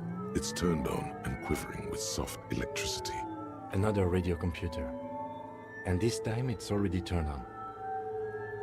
He seems cautious around the machine. These machines sometimes harbor traps, he thinks. Alarm systems and the like. Let's be careful. We should leave. I doubt this place bears any connection to the case. Yes, but this machine looks just like the one in the doomed commercial area. It's also quite similar to the one we have down at the station. Must be the same model. He inspects the machine's framework, careful not to touch anything. The one you saw earlier was the Ream Civic. This is the Ream Prefect, a model number RC7024, equipped with a Fell mainframe and a Ream-compatible interim printer. The Ream Prefect is the governmental version of the commonly used Ream Civic model. Although mostly based on the same technology, the Ream Prefect is equipped with better noise attenuation circuits. Wait, let me just investigate it. You see fluorescent play and print buttons on the keyboard. A hatch connected to the central compartment is wide open. The lieutenant says nothing. You see the machine's glowing frame reflected back from his diamond-shaped glasses. You're free to proceed. Let's look inside. Behind the hatch sits a cube-like crisscross of filaments, smoldering in the dark like fireflies. Silver tape on the side says, in black marker, log, February to March. Another filament memory. Press play to talk with the repeater. Alright then. The speaker comes to life. Static seeps through the machine's planar magnetic driver. An old lady greets you. Her voice sounds 100 years old. Good morning, Fortress Accident on Saint-Brun. This is the East Insulindian Repeater Station 1. Please repeat. Is this the personal log? It's the same old woman you spoke with through the radio computer in the doomed commercial area. Interesting. Yvonne, it's me again. How are you? Good, thank you. Please repeat. Is this the personal log? I looked inside the core, but the tape on the film, it just said log February to March. Good. Please repeat the password. Still don't know the password. Let's look around. There's no use trying to guess the answer. Maybe he knows something. Okay. A password? I'm really bad at passwords. Can you give me a hint? No. A hint system is not part of the protocol of repeater stations. Okay, I don't know the password. Received. I will register this login attempt. Fortress accident. Is there anything else I can do for you today? Fortress accident, like the one in the doomed commercial area. I have 2 machines registered to this company name in Martinez. One on Saint-Brun, the other on Rue de Saint-Ghislaine. Saint-Brun, that's the church. And Rue de Saint-Ghislaine? That's the doomed commercial area. Anything else I can help you with? Not just now. Goodbye, Fortress accident. He says as her voice disappears into a whirl of static. The machine's keyboard is still Okay. Let's see if Crabman knows the password then. I guess if the password is spoken aloud, he might. There's coffee in the back. Oh, wait. I meant the mother's love. Coffee in the back. Something familiar about that. Coffee and stale cookies. What was that about coffee? I feel like I've heard it somewhere before. Have you, by any chance, heard the Vietita say the password to her radio computer? Too many times, Esse. You need it for something.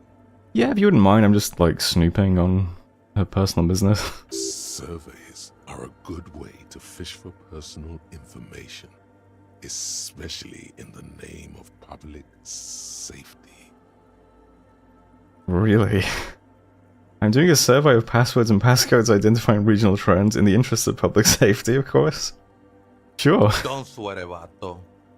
The password is afterlife death. That is true. But what comes after death? What you think of that? Makes me almost pity La Nilita Pequeña when I hear it. What was that about coffee? I feel like I've heard it somewhere before. Look, man. I'm at liberty to talk about the sacred blaze of the mother's glorious heart, but not about the coffee. Okay. I think we're done here, Esse.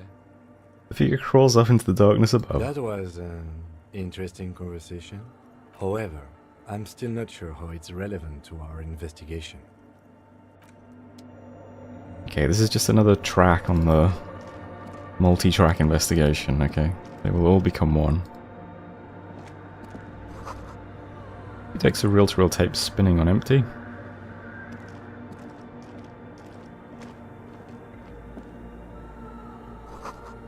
Someone's siphoning electrical current from outside into this antenna. Plausible Harman Waushi tape recorder. Okay. The machine's keyboard is still illuminated, revealing Blank. the speaker comes to life. Static. Good morning, Fortress accident on Saint-Brun. Okay. Try again. Good. Please repeat the password. Afterlife, death. Good. I have unlocked the filament. After ending the call, please press print to access the filament. Fortress accident. Is there anything else? Goodbye, Fortress accident. The machine's keyboard is Okay. still. The printer prints out a long text document with dated paragraphs. It looks a bit like someone's journal. The first entry, made on the 4th of February, 51, by an unknown author, is short and concise. Arrived at the church. The door was boarded up, so I used the crowbar to get inside. Looks like the place has been deserted. Nothing out of the ordinary, but I'll ask around. Need to figure out how to get the electricity in. The lieutenant leans closer, scouring the printout over your shoulder. Just as you finish reading, he looks up, muttering under his breath. 4th of February. That's over a month ago. Whoever set up those machines has been here for quite a while. Oh, why not? Let's ask this. Our case? No, I don't think so. It must be some local eccentric. Okay, read the second entry. 6th of February, 51. Had a little chat with the local fishermen. Said I shouldn't go near that place. that the church was spooky and ridden with narcotics. It's a little spooky, all right. Still haven't figured out the electricity. See?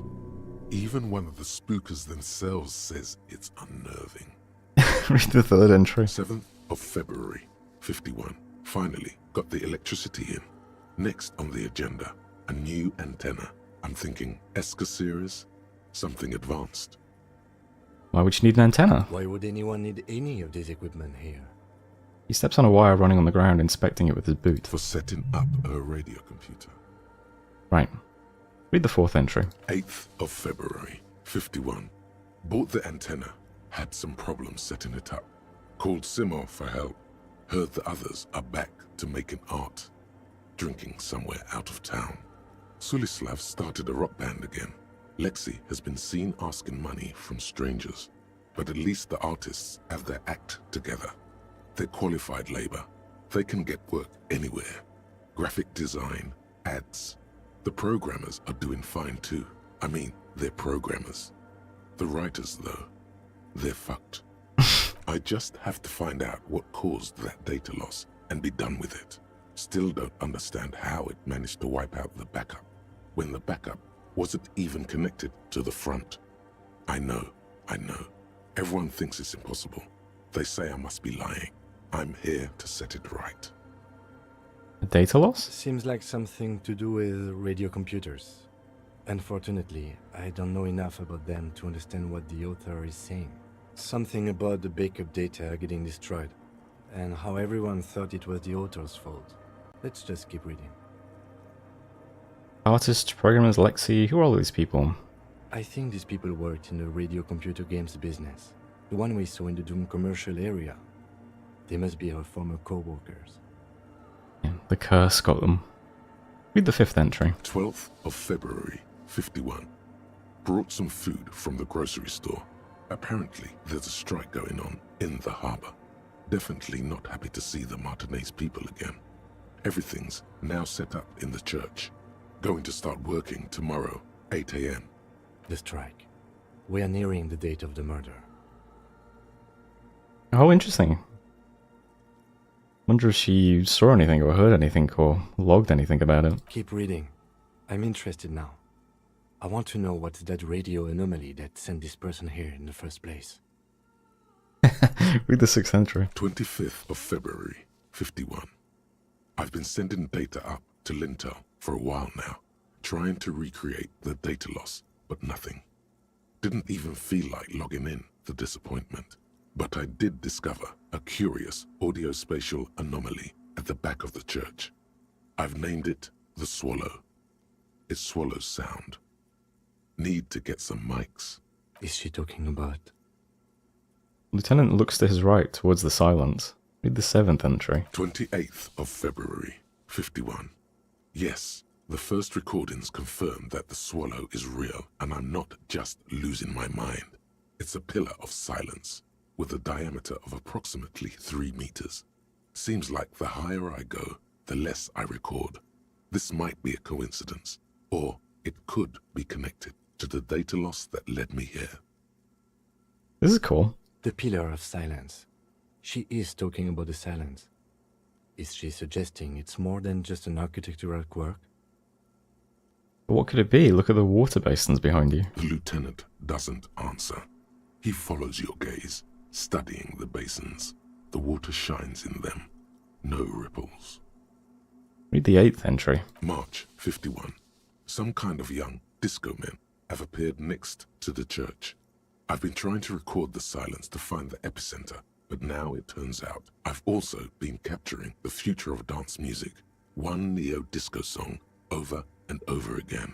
Fortunately, the song is so monotonous, I was able to devise an algorithm to factor it out. The other Hardcore! day, one of the disco men came in. Before I could even say hello, she got scared and left. Good, I don't want anyone distracting me from my work. That disco man must be a cell. Yep. Must be describing a cell. Girl on the ice? Sounds like her, yes. Think she didn't notice the crabman behind her or something? Read the ninth entry. March 51. I got a call from the repeater station.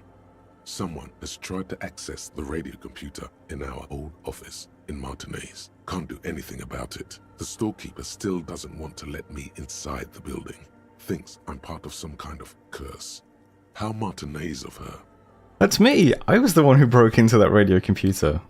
And the storekeeper must be Plaisance. I knew it wasn't a good idea to meddle with the machine. No.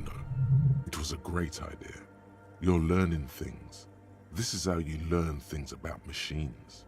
Yeah, you tell him, interfacing. Read the 10th entry. March 51. A new 2-meter aux cable. Noodles. Crackers. Ping energy drinks. Water. Toothpaste. Gum. Also, some canned air. You'll read it interrupted by the sound of the church door opening. A strange woman makes straight for the radio computer.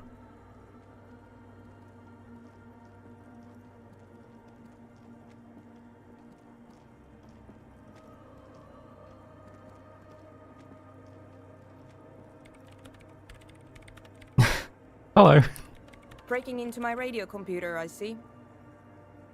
She glares at you as she holds down the off button for several seconds. The machine reboots. Yes, you are breaking in, but not into her radio computer. You're a master circuit bender. I do apologize for the intrusion, madame. We are with the RCM, you see. I can assure you I'm an expert circuit bender. I'm not breaking into your computer. I'm using it to access Coalition military data links. Sure, let's just open with that. Why not? There are no Coalition military data links. And even if there was, you couldn't access them over a civilian network. Yes, I could. I'm a cybernetic god. I am using your RAM prefect to commandeer a Coalition warship Archer. I will turn its cannons against its masters. You're right, I'm just a drunk cop. I don't know how to do anything, just with radio computers. Let's stick to the program. That's nonsense. You're just a police officer. He barely looks up from the keyboard. You hear the machine whir back to life. Now please give me some room. I need 2 seconds to see that you haven't destroyed anything. We should talk to her after she has rebooted the machine.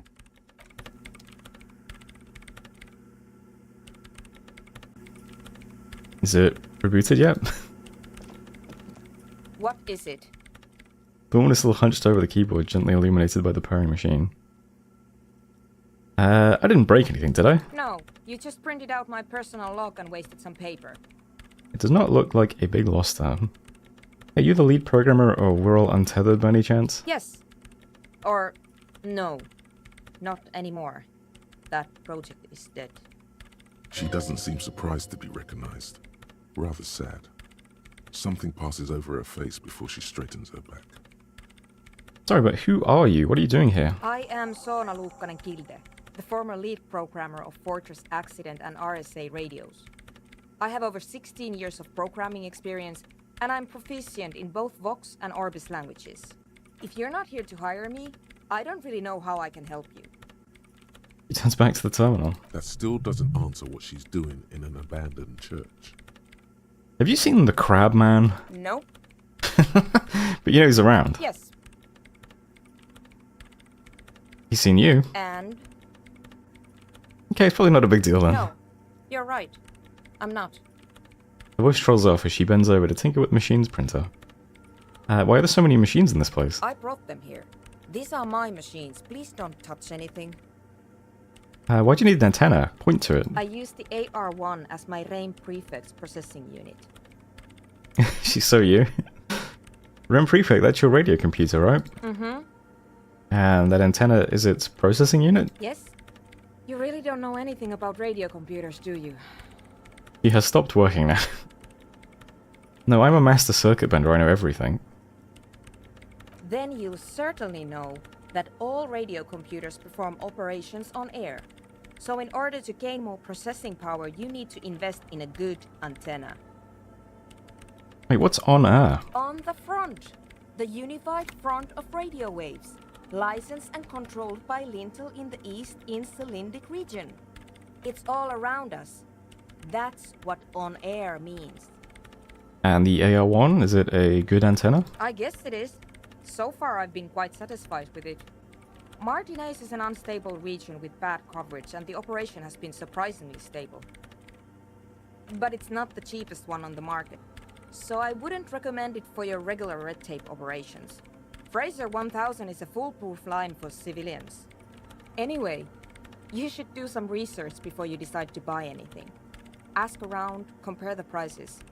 There are many milieus dedicated to that sort of thing. She liked telling me this. It calmed her nerves. Okay. What are you doing with your radio computer? I'm working. The machine seems almost alien with its pulsing core. The light casting her face in a strange shadow.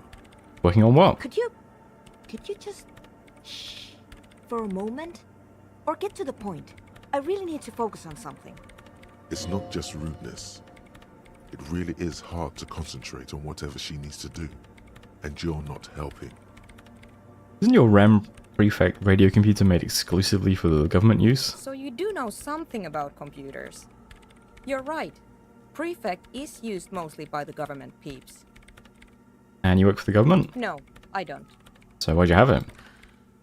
Because I needed something good for my investigation, and Reims Civic is widely agreed to be below all standards. So I had to upgrade. Besides, owning a Reims Prefect isn't such a big deal anymore. No, actually, it is kind of a big deal. You don't see Ream prefects in every police department, for example. How did you get your hands on it? I know a friend of a friend who used to freelance for the Coalition. I was actually aiming for the military-grade Reim Rational series, but couldn't find one. Prefect is mainly based on the same technology as Reims Civic, so it's kind of a rip-off. But it does have better compatibility with newer antenna models, so I won't complain. Hey, what about those bowls of water over there? They are connected to my Reim Prefect. Whatever you do, just please don't move them, okay? Thanks. Okay. Great.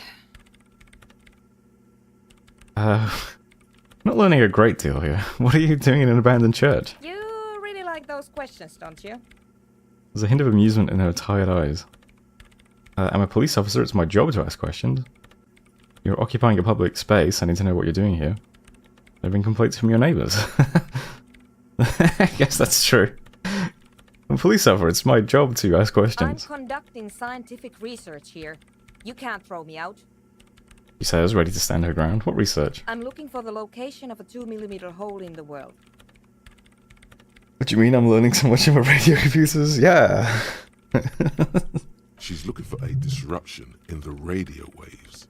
That's what her personal log said. The lieutenant raises his brows, but doesn't say anything. Okay. She thinks there was a data loss due to some weird natural phenomena, I guess. Is the hole connected to the yeah. Yes, that's what led me here. But I suspect it might be something a bit more complicated than that. A hole in the world, what does that mean exactly? Exactly. What does it mean? Up to now, it has been impossible to say what it is because it's impossible to measure nothing. What do you think it is? What qualities does nothing have? How do you measure something that does not exist? You're suddenly absorbed in the conversation, waiting for your answer. That's a little above your pay grade at the moment. Yeah, I'm not exactly a logical giant, unfortunately. Hold on a moment. Does it mean we're now living in a world that has holes in it? I can't even understand how we're talking about something that doesn't exist, let alone measure it. I don't know, I'm not here for science. I just want to solve a murder so I can go home. Living in a world that has holes in it? I don't know. Are we? That's what I'm trying to figure out here. But how do I figure it out? I can't even understand how we're talking about something that doesn't exist. You measure it by its surroundings. By that which does exist. Which is what I've been trying to do. I've tried using hydro transducers to record the silence. To find out where it begins. But honestly, it's not progressing very well. You're silent, staring at a circle of basins. It looks like some ancient ritual. But does it have anything to do with necroplasmic life forms? Ghosts, in everyday parlance. Very good point, Inland Empire. Does this have anything to do with ghosts? Ghosts? No, I don't think so. I don't believe in ghosts. What about other supernatural entities? I don't believe in them either. Well, What not many know is necroplasma exists. Great. What are we talking about? And why? She gets back to work, a clear signal that this branch of the conversation is over. Do you have any idea where this hole might be located? Somewhere underneath those roof beams, I assume. He looks up, eyes trying to pierce the pitch-black heights above, but without much success. Only a faint crisscross of rafters can be made out from the dark, most of the tower disappearing into the shade. Strange things may flourish in the dark. Why there? There's this place at the back of the church, a place where all audible vibrations seem to decease. I've named it the Swallow, and the higher you go, the less you record. The Pillar of Silence? Are you sure it's not just an architectural quirk? Maybe, but it's oddly close to the physical coordinates of the data loss that led me to this place. Interesting. This is where the Crabman lives. I know. You don't think Crabman might be somehow responsible here? No, I don't. She sounds mildly annoyed by this line of questioning, her hands typing hundreds of commands into the machine. You said that the research isn't going well. Why not? Because it's just trial and error, trying to locate the Swallow, the exact point in space. And I don't have a... You know what? It would be really helpful if you could just stop talking and let me work. That's all I wanted to know about the scary 2mm hole in the world for now. Great. Thanks. How do you feel about anodic dance music? What? I hate it. What are you, 40? It's the future of dance music. Same here, it just doesn't connect here, tap on your heart. Not like disco does, anyway. Yeah. We like disco. Maybe I'd have to be on drugs to get it, but to a sober mind it just sounds like uninspired rug whipping. No idea what it has to do with either dancing or music. Right, but how do you feel about a club for anodic dance music? This is about those speed freaks in the tent, isn't it? I've got some news for you. It's not a nightclub they want to build here. What do they... Unfortunately, my logic skill is not very good, so... What do they want to build then? Take a guess, why don't you? A youth centre would be nice. A petting zoo, a place for animals. Maybe some community space to help the elderly. I'm still convinced they want to establish a nightclub for anodic dance music. They said it's their dream. A youth centre would be nice.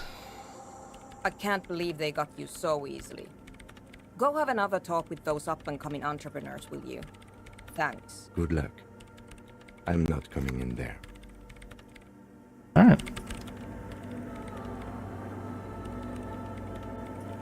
Well, there's a big hole in the stained glass here. I'm just going to check if there was anything at this end of the church where the dude was. I think maybe I explored this fully. Yeah, okay.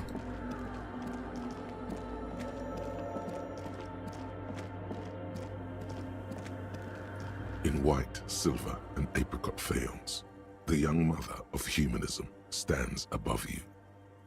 A crack runs across her body. She is impossibly tall, oval-faced and sad, a dark and radiant majesty. This is her innocence, Dolores Day. Cradled in her arms are a pair of glowing lungs, clearly visible from underneath her flowing dress. You should kneel. I should kneel? Alright, if you say so, stained glass window. Your knees touch the floor. The floorboards are hard and cold. There you kneel among the snowdrifts, diffuse light falling on your hands from beyond the glass. Look up. The woman looks down at you kneeling. She towers among her followers, architects, laymen, courtiers. There is a sad smile on her lips, and a glint in her green-blue eye of what? Compassion? Remorse? It's compassion, it's remorse, it's mourning. It's not possible to live. What does that look like? I have no idea.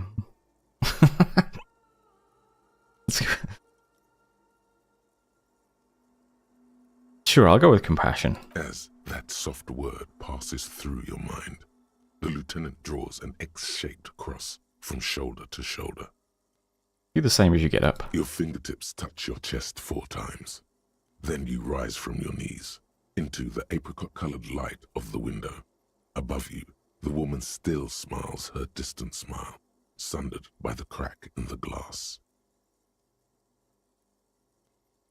Okay, we're not very good at visual calculus, unfortunately. This is Dolores Day. The old woman in the village was right. This must be the Delorean Church of Humanity in Martinez, or the small Pinewood Church in some records. You knew the place? It's a minor landmark, not easy to find. Most maps misplace it. It was built not long after Revachol's founding, 300 or so years ago, by first-generation settlers. On the coast of an uninhabited archipelago where only animals had roamed before, in the wild reeds. What else do you know? Okie dokie. What else do you know? There used to be 7 stave churches on the coast. Les Sept Sœurs, they call them. The 7 Sisters. Only one remains. The rest were burnt in the revolution or used for building materials. We should be respectful here, although the building appears to be deserted.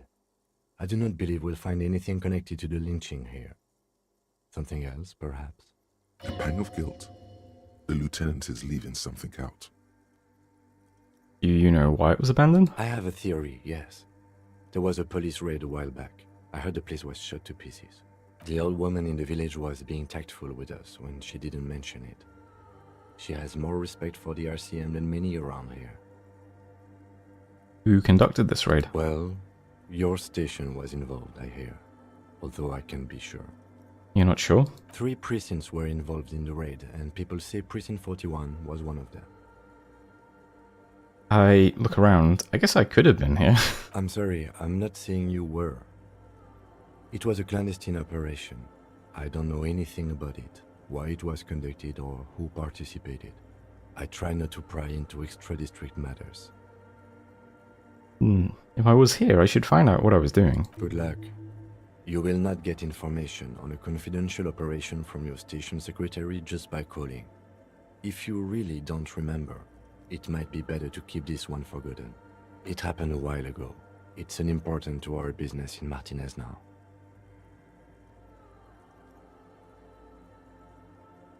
Okay, let's see if I have any visual calculus gear before we do this one.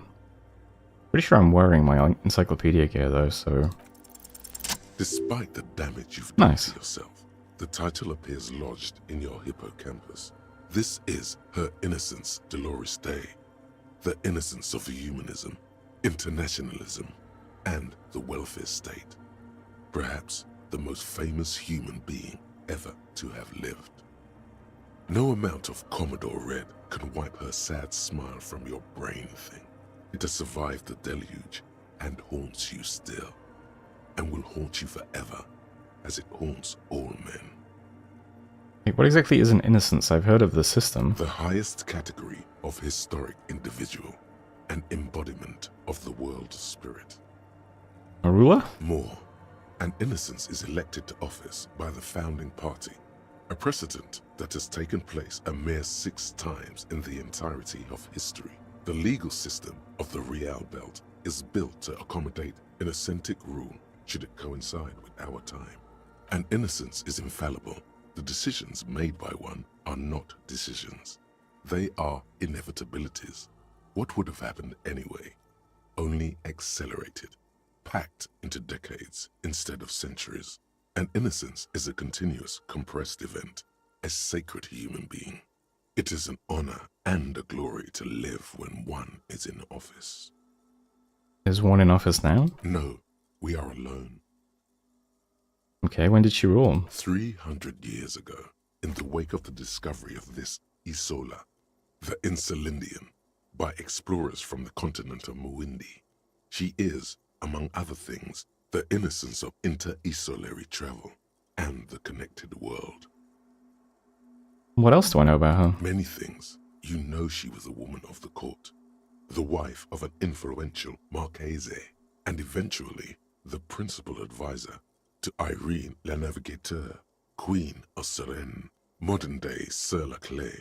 Also that she was gorgeous beyond beauty, draped in ancient sadness. Are you sure you want to remember this bit of historic trivia? Standing under a long, slender form like this, dwarfed? Oh, why not? Yes! Big bummer!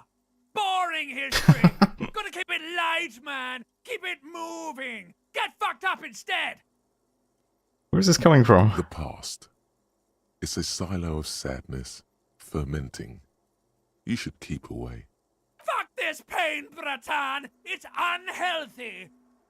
Okay, what else? Was she smart? Terribly, women of the court were expected to play both contract bridge and chess sufficiently well to prove an interesting challenge to a man.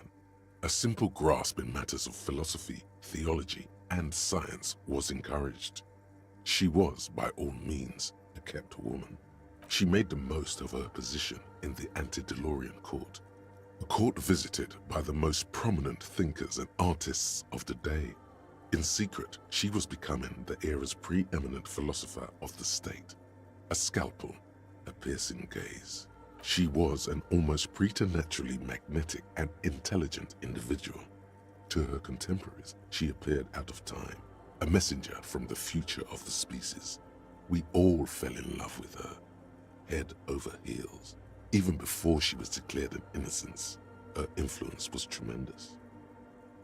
How come? It was on her advice that Irene Le Navigateur sponsored a number of voyages into the Pale. A costly, often tragic endeavor, ultimately vindicated by the discovery of the new world, the piece of reality you're standing on. She was crowned 2 years after the first expedition returned, setting in motion what is widely considered the greatest era in history. The DeLorean era. Wow. Wow indeed. When her innocence was declared, and the queen she had advised for years fell on her knees before her, she was so overcome with emotion that her lungs started glowing in her chest. Bystanders reported golden filaments lighting the already sunlit chamber around her, clearly visible beneath her dress. I want more. As did we all. The lands of the Mess and the Occident, and even far away Supreme Windy, altogether 21 of the 40 mundial nations of the time, immediately accepted Innocentic rule, even before her crowning. Her crowning? In a city called Advesperaskit, in Vesper Messina, her homeland, the name of the city means evening comes, but it happened on a winter's morning, with the canals frozen and slush falling out of the sky. She was dressed in a white and pearl dress on an emptied-out plaza with the crowd far away. Already, her Theriers, the secret servicemen of the Innocents, were worried about an assassination attempt. Must have been beautiful. Oh yes, she looked like humanity's young mother, a perfect mother, insultingly beautiful. It was as if her face and shoulders and hands were covered in a soft down of underfeathers. You know this well, very well. Midwinter snow was beating the cobblestones around her. A small attaché of officials stood by as her Theriers placed a white gold wreath on her head. The crowning was mostly witnessed by secret servicemen. Then what? One of the men in this secret service killed her 22 years later. A young man who had come to suspect that Dolores Day was not entirely human, but something else. What? Something that had walked in our midst, watching us stumble for hundreds, if not thousands of years, until it decided to interfere in the course of our history.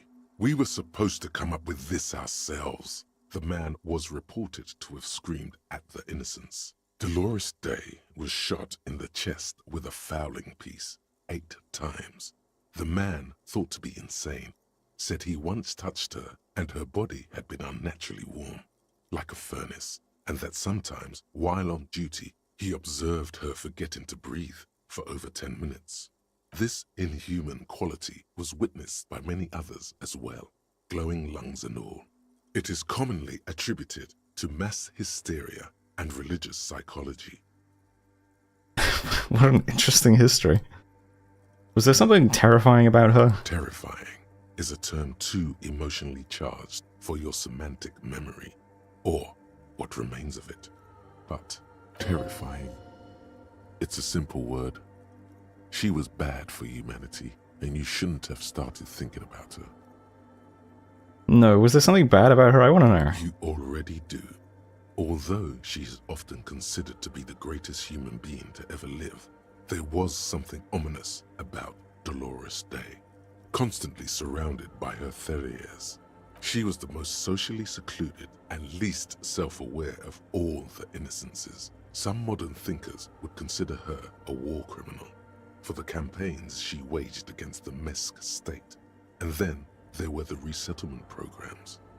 What happened? The Mesk state tried to detach itself from innocentic rule.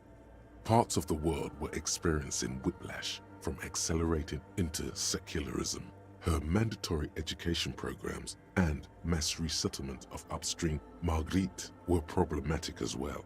Dissenters were suppressed by a military force she called the Army of Humanity. She adored chess, yes, but also military war games. Dolores Day often holds a tiny tin soldier between her index finger and thumb in icons such as this.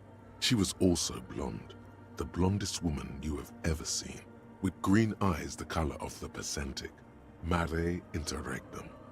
Little is known of her Marchese husband. It's as if he vanished from history after completing his role, which was to introduce Dolores Day to court. In conclusion, yes, there is something lonely, paranoid, and even terrifying that people seldom mention, but feel when they think of her. Lieutenant Yefrater, you've stood there for over 5 minutes. The lieutenant's calm voice echoes in the cold air of the church. What are you thinking of, if I may ask? She's somehow connected to the case. Glowing lungs, that's fucked up. She's beautiful. She's not human. Yeah, war criminal. There's some good options here.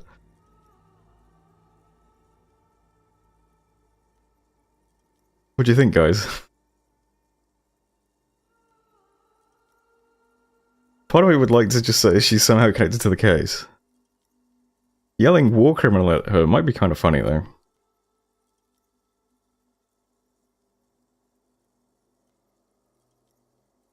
Let's go with she's somehow connected to the case. She's been dead for 300 years. I am almost 1,000% certain she isn't connected to the case. No, there's something here. He takes his glasses off to clean them. None of this is, in fact. This church, the coast, this isn't a good place to get lost in. Alright, I'll try and put on some visual calculus gear for this one. Let's see. So I'm currently on no bonuses to visual calc. I must have something. Maybe the police gear? Oh no, spirit decor, okay. Visual calculus.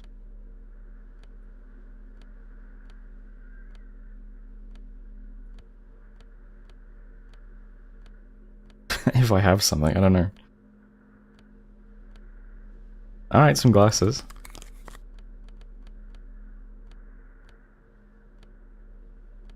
That might be it. That is it, okay. Unless I'm wearing two things that cancel out. Nope. Alright, that's the best we've got. The mother of humanism stands above you. Was a coat?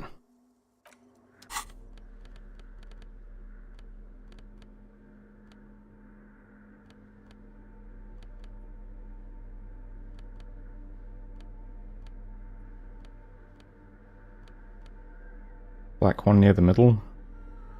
Aha! Thanks. The mother of humanism stands above 58. A precious and complex wax painting. Here we go then. On a single page. Fuck. Shards glimmer in the dark. You see little pearls of light on the edges of the crack that splits the female figure. Something was written there. Remains of broken letters line the emulsion. What it said, you do not know. Alright, I'll skill up, why not? Visual calculus is a good one for a detective anyway, so... The mother try it again. 72. Alright, this time for sure. And complex. The jigsaw of broken shards falls into place in front of you. A ghostly reconstruction of the stained glass window. Before it was shattered, there was an older woman beneath the younger one. And a text. A light motif below them both. Okay, what shattered the mosaic? Unknown. Thanks, visual calculus. Who is this older woman?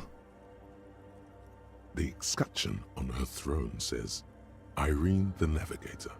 She is depicted as an older woman wearing thick-rimmed eyeglasses, holding a golden Reichsapfel in one hand and a scepter in the other. This is the queen her innocence day advised. Above, she herself is whole. Small figures of wise men, common men, worshippers walk up the stairs to stand at her feet. Secret servicemen, farriers, stand in a row guarding her. It must have taken years to produce this work in all its dizzying detail. The motto, what does it say?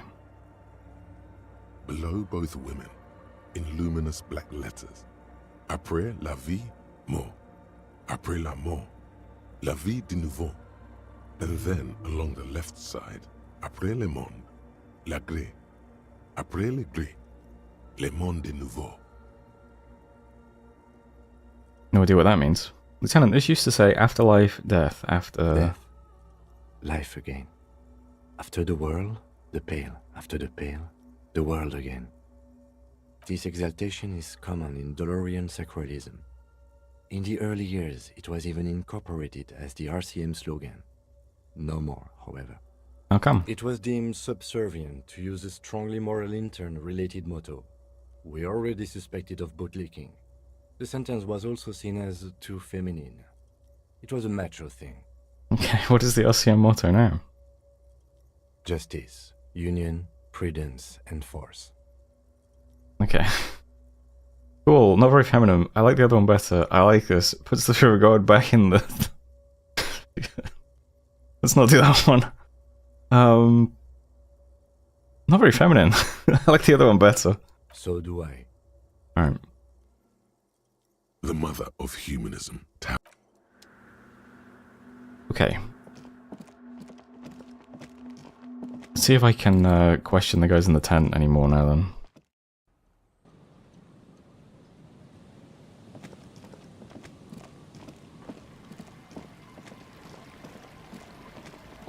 It's implied that they don't want to set up a dance club after all. Can you believe that? Hi again. So, how are things going? Okay, I could try this roll again.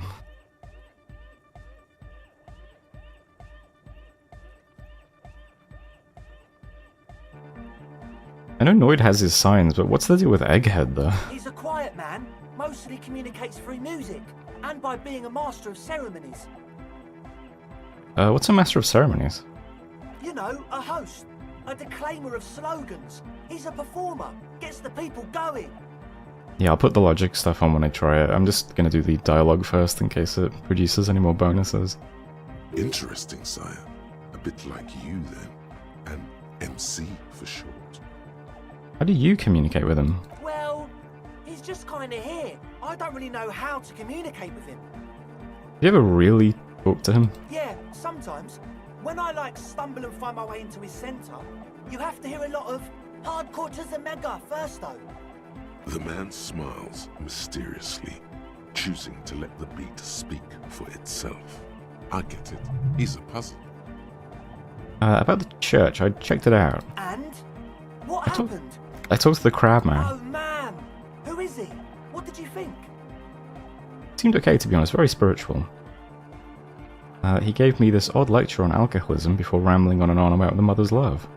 You're right, he's a true narcomaniac, and the way he climbs, it was terrifying. He seemed okay. Really? Huh. Interesting. What's he doing in the church? Just preaching and praying, from the looks of it. He clearly enjoys the physical activity. God climbs like a freak. There's something sinister going on under the building's roof. I think he's getting high or something. He's just preaching and praying from the looks of it. No matter. Is he going to be a problem? Yeah, Noid is right. Let's get back to the point. What are we going to do about him? These guys will never catch him. You will never catch him. There's nothing to do. Of course he's a problem. He's a crab man. He keeps himself physically active, thinks spiritual thoughts, and doesn't drink. Who am I to evict such a person? As far as I can tell, he's not going to leave. He'll climb around up there and... Guys, you'll never catch him. I'm not going to tell them this yet. Who am I to evict such a person? But he's likely up to no good. He's a crab man. A menace to society. I doubt that. Besides, I'm pretty sure it's impossible to catch him climbing up there. I dunno, man. Doesn't it feel like a major hindrance to you? A spooky guy climbing around when all the guests are trying to have nice friendly hyper time? You're just going to have to live with the crab, man. I guess it's not a massive problem, now that I think of it. Everyone is welcome to dance till the morning light. Yeah! Maybe. I guess we'll figure something out. Okay, but what about the other spooker? The one in Grandma's clothes? Did you see her? Hang on. Hold that Do thought. let us know if something changes in the church. Alright, I don't think I'm going to get any bonuses, so... Alright, where's my logic here again? This is the worst part of the game. I really don't remember which was logic.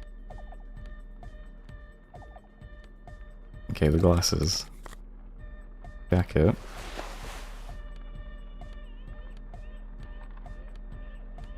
Right, I think we're good then. +4 logic. Also, solve the egghead puzzle. There has to be some way to talk to this person. You just haven't found it yet. What if you just try again, find your way out of this maze, and things just... Alright, I'll try and speak to Egghead. Let's... We're close, says the young man with the tape player and large Boyadero boots. Long-shaped trees sprout on his silver belt buckle. True, hard, full car. Okay, say nothing. Hard car. Still say nothing. Car to the mega. Say nothing. Internally coherent. Still say nothing. Car. All right. Yeah. Say nothing. Furrows his brow. Okay. Hard car. Ah. So hardcore. Is it though? He stops dead in his tracks, tilting his head to the side.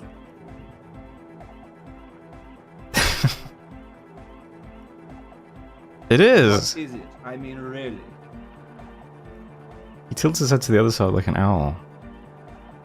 The question is, what is the question? No, but seriously, I'm a bit worried it isn't. He frowns, then starts bobbing his head back and forth once more. The skin on your back is crawling.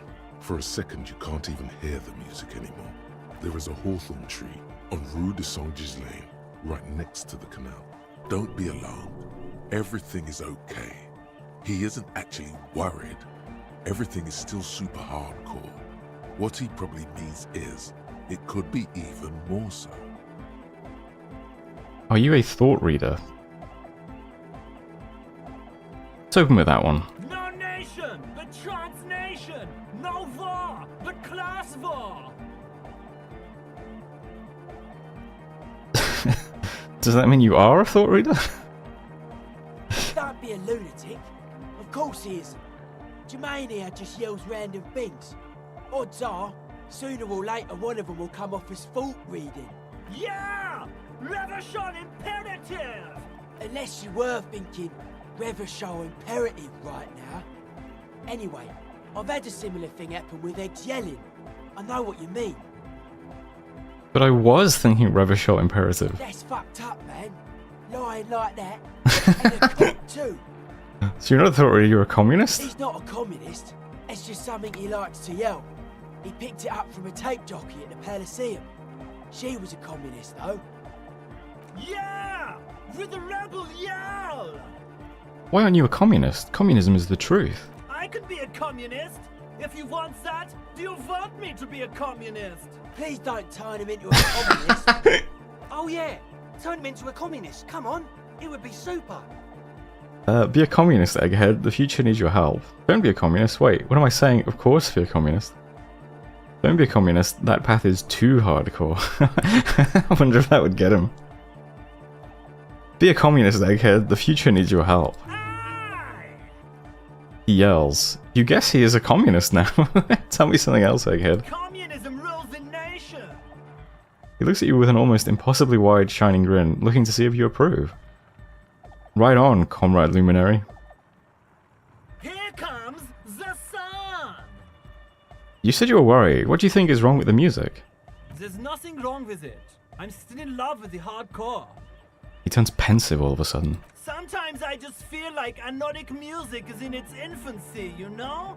For example, take this Arno van Eyck jam I've been pumping for the last months, and will continue pumping for the rest of 51. Isn't something holding it back from being hyper? He thinks for a moment, then his expression clears. It's like it's only ultra. Don't say that, Egghead. I think it's super hardcore, but you're right. It's not hyper hardcore. It's hyper hardcore. We can all hear it's not hyper hardcore. If figures of authority keep telling us things are hyper when they're clearly not, how are we ever supposed to evolve to hyperdom? Okay, I've changed my mind. It's only ultra hardcore. It is, isn't it? I knew it. But how could it become harder core? I know the answer in my heart, but cannot think it in my head. If this is not hyper, how could anything be? I don't think if anything could make it harder core. What? Oh, I thought this was a thought. There's something happening in his head. Oh, it is? Okay. Think even harder. Oh yeah! He's doing it! But you're not. This is almost certainly a matter that surpasses the limits of reason. Damn, my imagination fails me. I know! So does mine! He laughs and shakes his head. Wait, I just remembered something. I'm the police. Sounds sufficiently like a question. I thought the question was, what is the question? No! This is the answer! Wait, I just remembered something. I'm the police. The young man is bursting with anticipation. Nothing. Me being the police isn't going to help us. Actually, it's more likely to hinder us. This isn't going to help us. Okay, I guess we need a lead on how to make the hardcore more hardcore. I can't help you with this right now. I need something else, something extra. Yeah! Kill all the rich people! He's not even the slightest bit disappointed. Your real name, Jermaine? Dark hardcore! Jermaine Egghead! Basically, yes it is. Why are there lungs on your belt buckle? Lungs are for love! What lungs are for love, Egghead? When Dolores Day was anointed innocence, her lungs started glowing through her body. For the world loved her, and she loved it back. Yeah! Really? Oh yeah, that makes perfect sense. Bourgeois love from a bourgeois god queen towards a world getting rapidly more bourgeois. That's lungs for you. Really? I think so. That doesn't sound like a thing that would happen. That's what everybody saw. Explain it as you please, but it doesn't really do to just deny it ever happened. Okay, so it's a physical instrument roll to see if we can make the hardcore more hardcore. So, let's do the logic roll first since I'm already in my logic clothing. How are things going? I think. I am, right? I did this 5, must be. Okay. Come on, this time, pull it off. 58%. I think this is the 3rd time trying this one. A number of things Nice. add up. Okay. Let's take a look. Let a double 6. Very nice. How about gather around, kids? Okay, kids, now gather around. Really? You want to open like that? Drama? What are you, ChatGPT? Okay, kids, now gather around. The young speed freak puts down a busted capacitor and looks at you. The one with the large head seems very enthusiastic about whatever you have planned. Drama wants to be a drama teacher, I see. Their would-be leader is less amused. Sometime in the past, I'm not sure where and how, I fell sick and became the shadow you see now. But before that, I have reason to believe I was a police detective. But you still are. Thank you for your kind words, but everyone here sees I'm a disgrace to the uniform. I was good enough in this job to be awarded the rank of Lieutenant Euphrator. I could have been captain. Imagine that. What happened?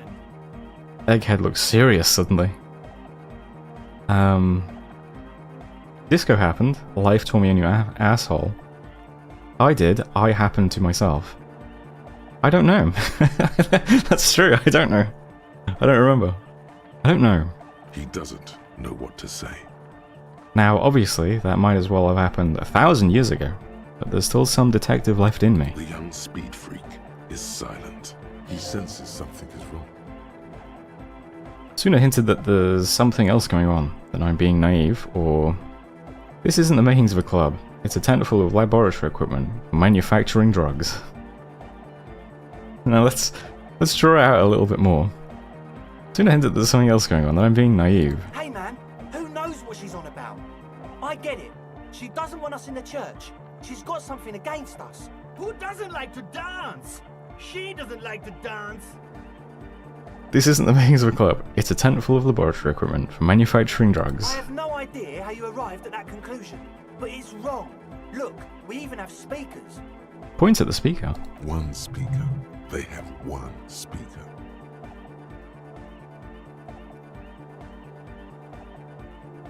Where is his friend? Did he lose his friend? Oh, the speaker. You have no headphones. Wouldn't a cell need her headphones to spin tape? Nosivet is here for its active ingredient. Distilled water, cornerstone of a clean lab. The ether in the air, a useful solvent. Good for getting acting agent out of a solution. Okay. Where's his friend? Did he lose his friend? What do you mean, friend? Get the speaker, you have only one. It's a one-speaker system. It's monodynamic. You wouldn't know the first thing about sound reproduction in anodic music. Other speaker. You have no headphones. Wouldn't a cell need her headphones to spin tape? What do you know about spinning tape? Nothing. I know you pawn them, likely for lab equipment and drug ingredients. I'm sorry, but there is no lab equipment and no drug ingredients. That Nosifed is here for its active ingredient. He said it was for his nose. What more do you want? The distilled water, cornerstone of a clean lab. And of all cellular-based life, what's your point, Lawbringer? The ether in the air, a useful solvent. Make up your mind. First it's the sweat, then it's the ether. There is no need for me to pile on anymore, is there? No shit. In short, you tried to use a police detective to set up a drug lab. Come on, that's... It sounds kind of bad when you put it like that. Punishable by summary execution? Against the law? I meant to say, not true. What are we going to do with you? What do you mean, do? There's resignation in his voice. He's almost ready to drop the act. It wouldn't take a lot of pushing. We do this lawman style. First you tell me everything, then I pass judgment. You tell me what's really going on, and we'll work from there. I can be lenient. I don't really care. I just wanted to crack the case. Do what you want, and I'll do what I want.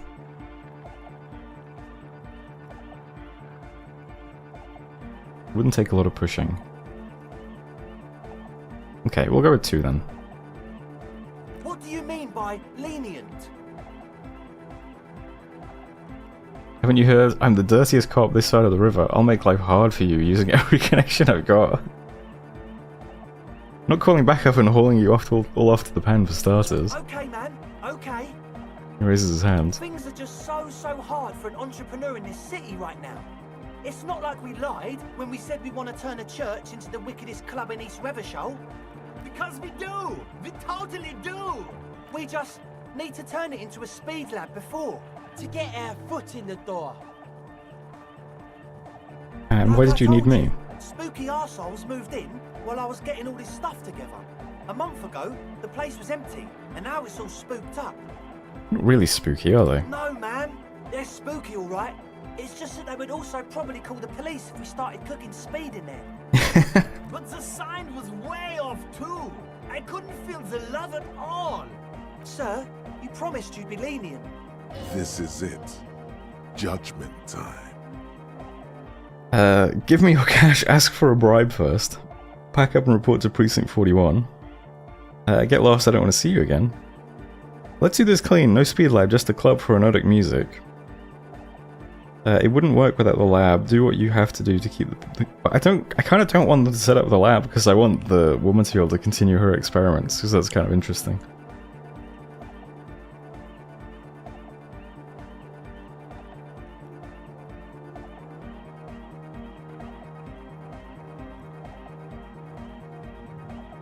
Alright, give me your cash. Come on, man.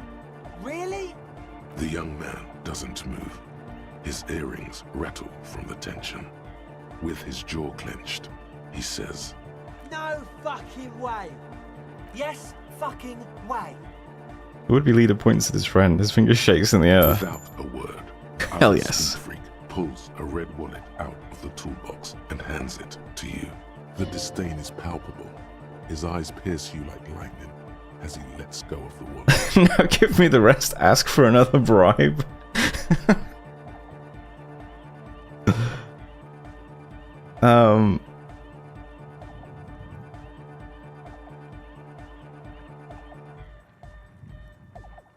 I mean, I've taken a bribe, so I should just evict them now, I suppose. The red triple shakedown. I feel like they might just attack me if I do this one, I don't know. I'll just evict them. No, please!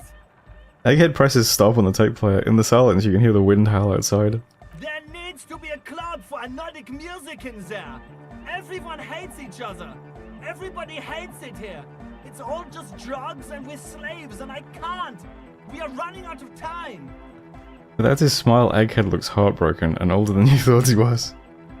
He looks almost as old as you. We need a win. I promise this will be a win. We won't cook speed in there. We'll do it clean. We'll do it true.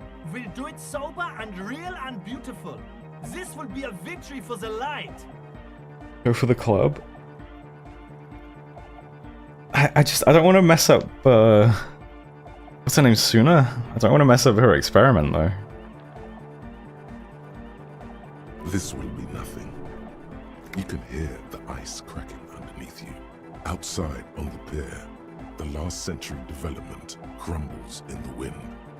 A grape-shot row of falling houses, and so does Rue de Saint-Giron and Main Street. The old cinema is sinking underneath Villa La Bosse. Wait, does anyone feel that? What?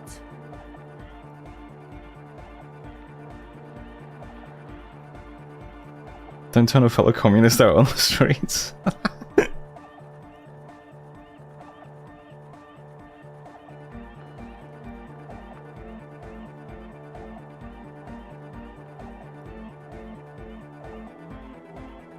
Alright, I won't evict them then. Thank you. The young man gulps like he's trying not to cry. I really don't want to mess up the experiment into the Pillar of Silence, though. That's kind of cool.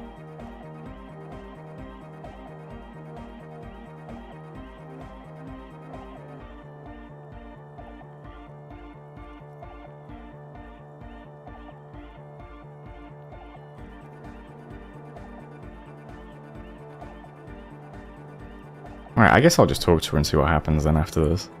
We'll see with the club. Young man's smile widens to inhuman proportions, his teeth beam in the floodlight. I knew it.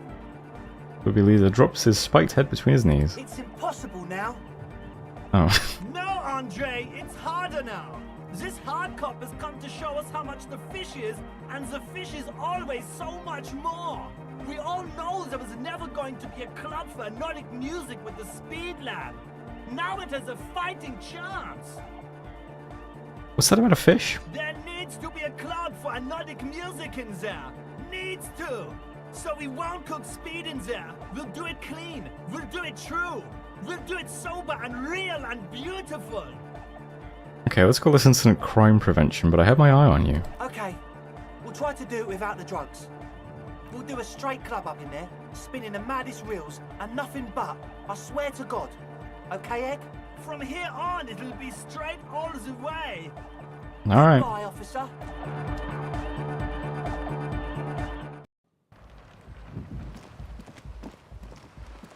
Hello again. Your associates tried to use me to set up a drug lab. I'm guessing you knew of this plan. I did, and I'm sorry. For what it's worth, which isn't much. This is why I didn't go into the tent. Typical delinquency. You don't get to choose your posse, they choose you. Mine are idiots, but they're mine. I tried to talk Andre out of it. I even tried not to lie to you. Indeed, she merely tried to omit the truth instead. Instead you opted to omit the truth. It's the same thing. I know, but I knew you'd see through their plan too. I'm not an idiot. I should have been able to control them, and I will in the future. I promise. May I ask? What did you tell them? Do what you will with your dance club plans, just no drug labs, please. Thank you. I'll get them under wraps, I promise. Alright.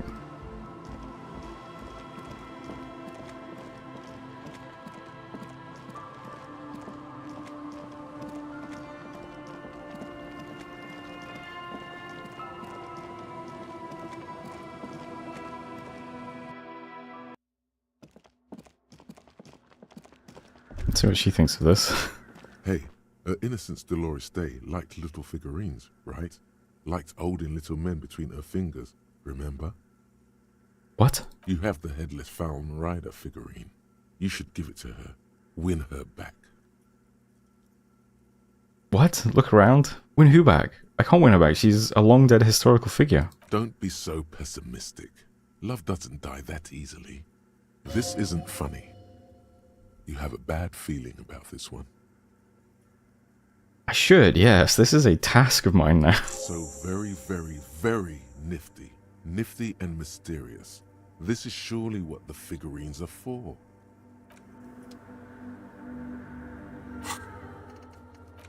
Offer figurines to Dolores Day.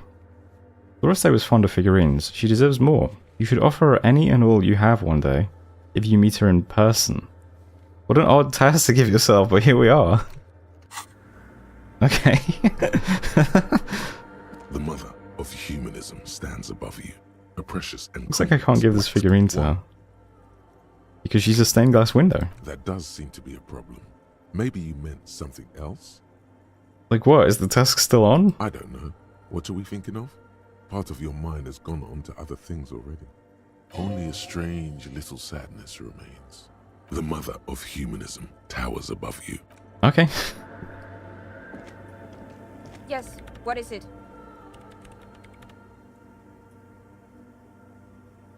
Okay, how about the 2 million in the hole The again? swallow, you mean? What about it? Great, thanks. Alright, there's nothing else I can do with her. Okay. Well, I guess there's just going to be a club here one day.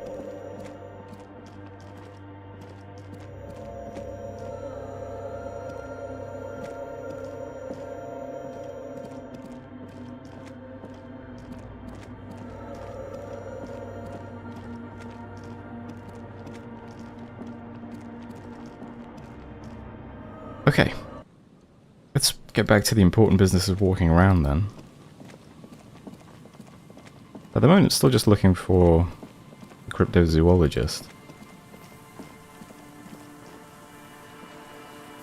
When we go back to town, we can talk to Everett. And maybe open the freezer too. What is this thing, I wonder? These rusty gears used to turn the whole machine. Building before you housed the engine. Must have been a big one. This barrel has been recently discarded. It smells of fuel oil. Chain trails off into the ocean to who knows where. An old door, worn by elements, guards the depot. The wind has blown a sand dune in front of it. The door hasn't been opened in a long while. You see a handle. What is this thing anyway? It's military. A service depot of some sort. Used to serve as what? The washerwoman mentioned a depot up the coast. She said it was for moving ammo and cargo across the bay. This might be it. It looks like I only get one chance to do this. Does this boost my odds? An old door, worn No. by elements, guards the depot. The wind. Interesting. My interfacing is pretty good, I think. Yeah, 7. An old door, worn by elements, guards the depot. The wind has blown a sand dune in front of it. The door. Is there just no way to improve the odds on this, maybe? It is impossible. Handle.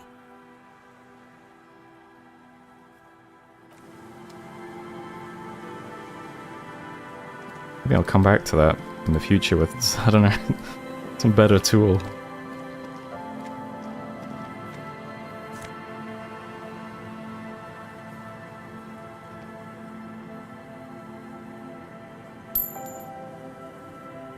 White polo shirt, rhetoric.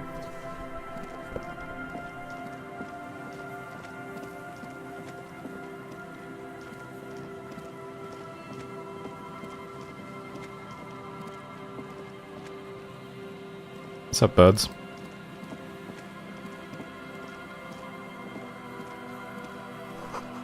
Cigarette butts cleaned away under the rock.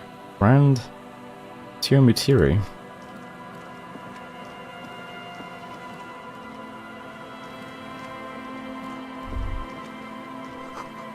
Take a mental note. Tiomutiri seems important somehow? Okay. Someone's made a campfire here a long time ago. A rusted, broken control box for the radio relay tower. This ladder is too rusty to climb. The sea air has eaten away at it. This relay tower coordinates boat traffic in the bay. Barely. Scented scarf. +1 shivers, -2 physical instrument. Check out the descriptions on these, why not? Polo shirt. This shirt looks worn and smells a bit.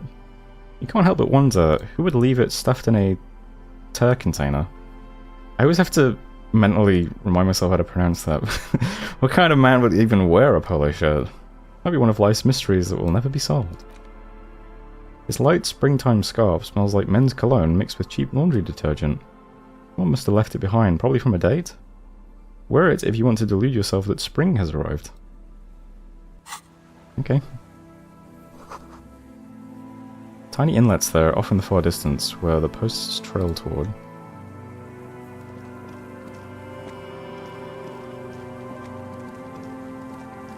Okay, still no cryptozoologist anywhere around here. The boardwalk rises to your south, it casts a long shadow over you.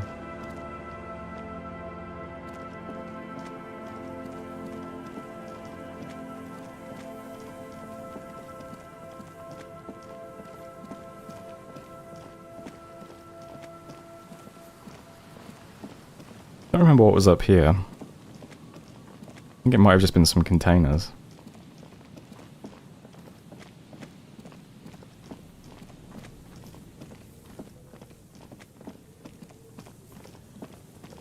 Yeah, I think I did all this then. Then this was the boardwalk, okay. So, this building then, let's see what this is.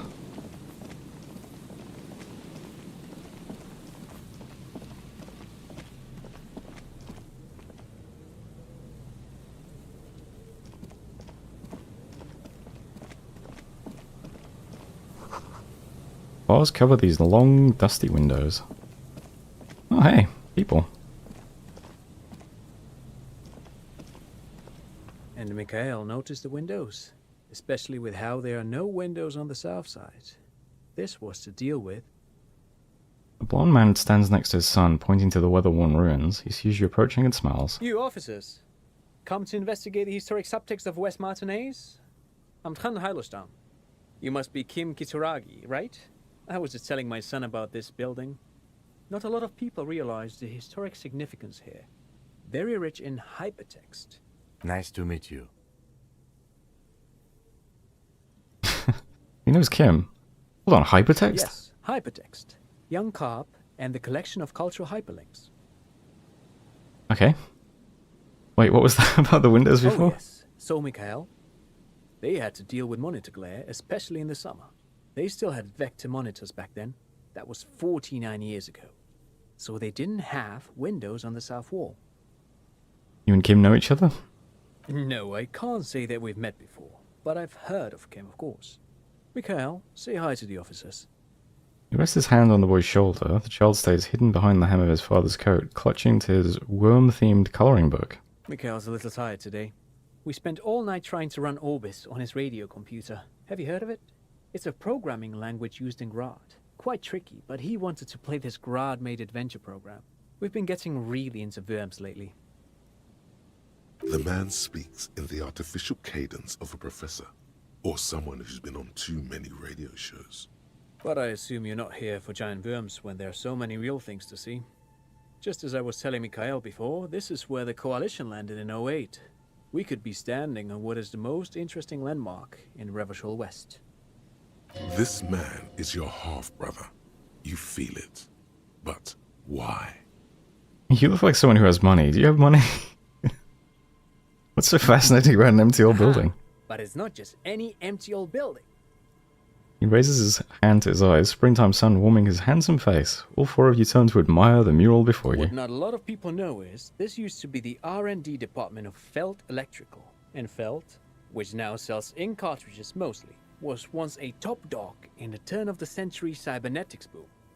Hold on. What's R&D? Let's look at the building. It looks old and weathered, with seagulls picking apart its stone and metal carcass. Bushy undergrowth has taken hold of the collapsed rooftop. Some kind of bird has set up a nest on a broken windowsill. What's an R&D department? Apologies, it's an acronym for research and development. They don't use it anymore. He smells brightly, laugh lines around his eyes. You're probably more familiar with RTD, Research and Technological Development. Mea culpa. You are not familiar with that one either. This man is a bookhead. Okay. I don't think I've ever heard of this Feld Electrical. That's not surprising. Only a vestigial ink cartridge and ferrotape manufacturer remains. They started out as a midway electronics outfit in Königstein 2 centuries ago. After an aggressive move to Revachol, Feld became a global player in the emerging personal electronics market of the pre-revolutionary era. Still, Tricentennial was beating them in business machines. But Feld had an ace up their sleeve, or should I say they were developing an ace up their sleeve. I'm mixing my metaphors here. Okay, what was that It was ace? here in Martinez, possibly in this very building, that they developed prototypes for a tape computer. A tape computer? An elegant folding mechanism of rollers and ferrotape ribbons, portable enough to be a take-it-home solution, revolutionizing business machines, possibly even bringing them to the average consumer, which is a feat of engineering even today's giants, Rehm, ICN and ZAM, haven't achieved yet. He grins, admiring the sentence he just produced. He assumes something like a combat stance, facing the wind. What happened? Indeed. What? The revolution! Unfortunately, their moonshot project never made it to the market. Feld's move to Revachol backfired. The revolutionary government liquefied their assets and expropriated those very advanced prototypes, possibly from this very building, or one of the adjacent ruins. He pauses, pointing to the other buildings, then continues. All of this was built by Feld, even the boardwalk.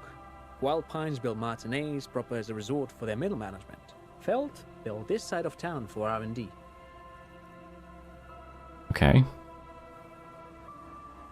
You're saying that Feld Electrical built this boardwalk? Look under your feet. Yes, they even built a pleasure wheel, but that got destroyed in the war. A pleasure wheel? Lieutenant looks wistfully at the horizon as if picturing gondolas rising to the sky. Perhaps reminded of a childhood memory. It's clear he would prefer there were a big wheel lighting up the coast. Yes, to lure in their star engineers. This part of Martinez was nothing but reeds before Feld arrived. They had to make the prospect of living here attractive.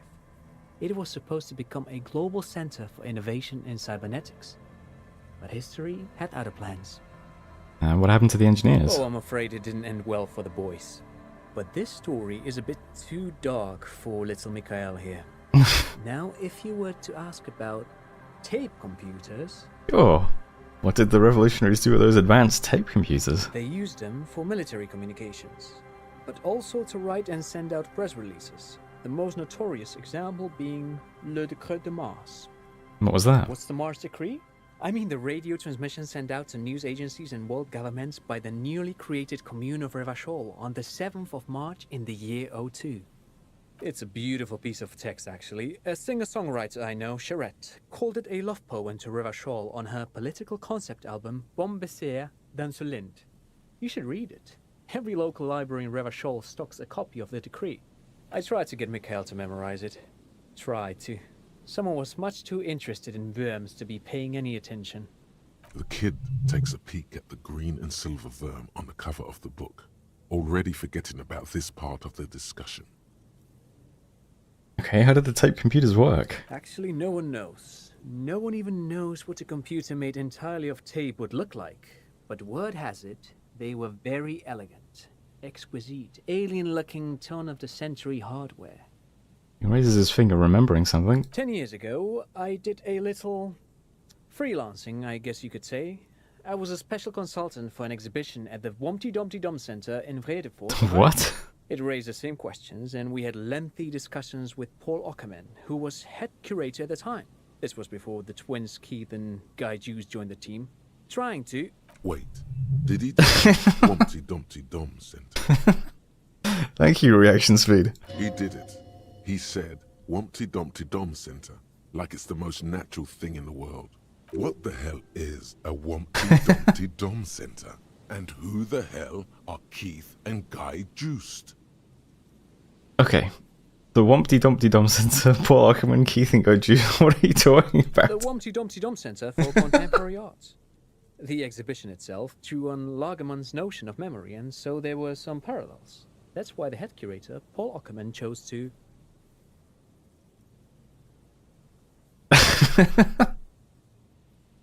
Come on, there is no place called the Wompty Dumpty Dum Center of Art. Actually, I think there is. No, it's too much. He's joking. In fact, I'm not. The Wompty Dumpty Dum Center is a place you can visit if you're ever in Vredefort and are ever in the market for an exhibition space / contemporary art research center. But perhaps I should return to the tape computers. As I was saying, the device itself was very elegant, fragile even. One could write directly on the tape using a special chemical solution. The machine would then analyze the handwriting, perform operations, and project output onto a white screen. It was a beautiful, delicate thing. I've seen cooler things than that. I certainly haven't. Though I understand the socio-economic causes of the revolution, it pains me to imagine the revolutionaries setting fire to this precious device. But so they did. The failed playback experiment vanished into the fires of 07. The failed playback experiment? Yes, the official name of the prototype. Some sources report it as the failed playback experience. Okay, dude. But those are incorrect. Why did they destroy it? Who knows?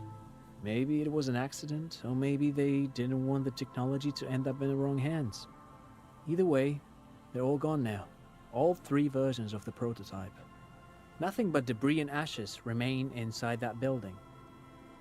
Takes a step back. The boardwalk creaks mournfully in the wind. But of course, what else? Yeah, you look like you're someone who has money. Do you have money? I do have some money, yes, but that's not what's really important here.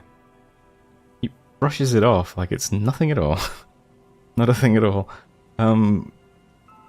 I hope your money, I just wanted to see whether my profiling skills are working. Could I have some of that unimportant money then? Oh no, I don't have it on me, officer. I was talking in more general terms. He looks uncomfortable, his left hand squeezing his son's shoulder. I'm just spending time with my kid here, showing him around to carry huge amounts of cash on such expeditions. Not that he would have to worry about being robbed. He looks surprisingly buff. Does he work out? By the way, do you work out? I do some Lomantang stick fighting now and then. Wait, what's Lomantang stick fighting? It's an anthropological heritage of the Lomantang people. A martial art of sorts, but what not a lot of books mention is that it also carries a cultural significance among the Lomantangs, as it used to be the best means of showing off to look for a bride, which, interestingly enough, brings us to the socio-economic structure of the traditional rural tribes of the Lomantang Isles, which... Okay, he goes on to give you a detailed overview of their life, of their way of life, the amiable, slightly nervous smile not once leaving his face. But anyway, I'm boring you with details again. You were saying... I'm not really interested in the practice, I just want to know how often you work out. Now and then, that's what, like once a week? Lomantang stick fighting is a little like a Berolidin addiction. I've been practicing it for nearly 20 years now, so you could say that my doses have grown a little peculiar. Wait, what does this man know about Berolidin addiction? Hold on, Berolidin addiction? What an interesting metaphor. Or perhaps not a metaphor at all? You got me, detective. But my history should hardly come as a surprise. Dad's fighting with sticks every night after dinner for 4 hours. He has a special room for that, and a special costume. Okay. That's right, Mikhail. It also has a meditative quality.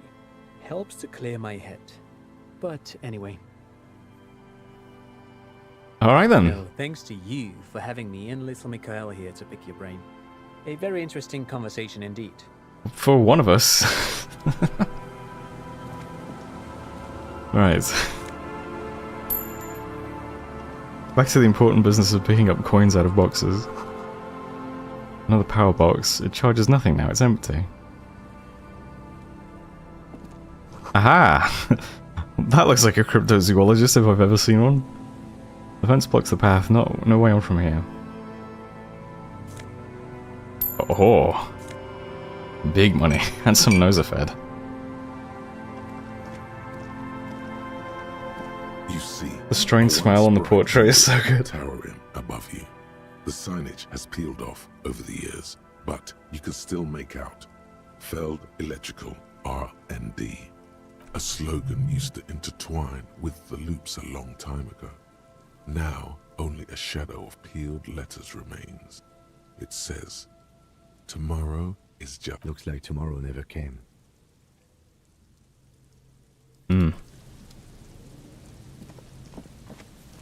I guess I can't get into this building then, unless... The remaining windows rattle from a strong gust of wind. They're covered in a thick layer of grime. They must have been like this for 40 years. What do I see inside? Dripping water falls from a high place. All you can see is the shadow of a collapsing staircase. Lieutenant, can you make out what's inside? No. I won't even try. You know... Takes his glasses off. I had a partner once. They called him Eyes, because he had to show me things. It's that bad. This partner of his, Eyes, things didn't end well. It saddens him to say his name. Don't even ask. He wouldn't answer. Maybe some other small talk. Can you still shoot though? What? Sure. Well enough, actually. It's odd how that works. I'm no sharpshooter, but I pass my shooting courses 7 out of 10. Nice. His hands lead the way when it comes to that. And his shoulders.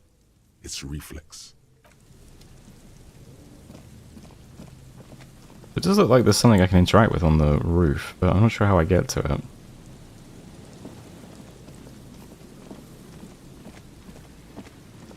Go talk to... is it Moral? I can't remember his name. I think it's Moral. But first, a box. Oh yeah. More things to click on. Magnesium. Oversized superstar sunglasses. Okay. That's what I need. Is your own stardom too dazzling for your eyes? Can't bear to look at your own fabulous reflection in the mirror? And these classic oversized sunglasses are for you. What am I doing currently? Logic, authority. These are minus visual calculus, but more appropriate for me. No boat in the boathouse today. The billboard was also lit up. Yeah, I clicked on it, but I couldn't really do much other than read it. Unless there's something else here? This thing? Yeah, I did this already. You see, a slogan. Yeah.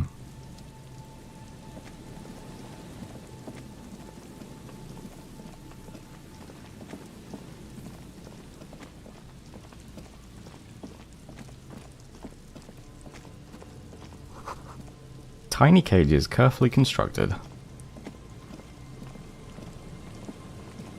Actually, let's click the orbs before we talk to them. These soggy logs smell of ignition fluid. Still they won't light up. That patch of reeds over there, it's a great place to hide something. Kind of out of the way, being so close to the water. What is this about? Nothing. Just a hunch. The hunch passes, leaving you there, by the old boy bobbing in the water. Time to go.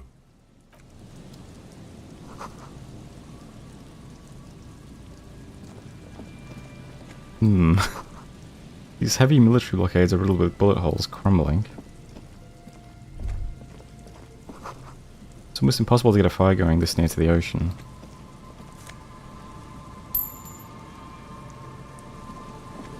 What did I miss here? Hide what in the reeds? Inland Empire, come back!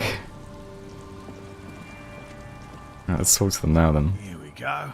Nice Nice and easy. Morale, yeah. No way out, little guys. Not out of this jam. There's a cylinder on the ground in which the man is arranging some netting. It looks like some kind of trap. He notices you. Who's there? Oh, the police. Hello, officers. His self-conscious enthusiasm renders his movements ungainly. He looks like your understanding of a scientist. Is that the police? Why are the police here? Gary the crypto-fascist. What? Don't worry, Gary. I'll handle it. You must be Morel, the cryptozoologist. To what do I owe the pleasure? Lena sent me. She's been really worried about you and is waiting for you to get back. Of course. Thank you for passing along the message. That damn water lock is broken, and we can't go all the way around the 881. Yeah, that was me. I broke the water lock with my motor carriage, but it's fixed now. You can go back. Withhold the story? Nah, we'll tell the story. You broke the water lock with a motor carriage? There was a billboard in the canal. Not a vehicle. It said Samaran Butter. No, it was all me. I caused your delay, and I'm sorry. I guess you're right. It was really the sign's fault. Anyway, you can go back now. Did he say we can go back now? Gary the crypto-fascist is probably my favorite punchline in the game. Cryptozoologist and crypto-fascist. Yes, Gary. We can go soon. If you see Lena, tell her I won't be long. Okay. Sir, your wife is waiting for you. I just have to do one more round. See if the phasmid has taken the bait. Then we go in. He refastens a bit of netting that has come loose in the wind. His hands are large and weather-worn, but also used to delicate, precise work. For all his passion, this man is diligent and patient. You could learn things from him. Tell me about this phasmid you're looking for. Well, first of all, it's damn difficult to find, which is why we've been knee-deep in the reeds laying traps for it. And what makes it so difficult to find? Good question. Being a phasmid of the order Phantasmodea, a ghost insect, Of course. it disguises itself as plant matter. In this case, the reeds. Awful lot of reeds around, aren't there? And I suspect it may have also developed other specialised techniques to protect itself from predators, or scientists in our present case.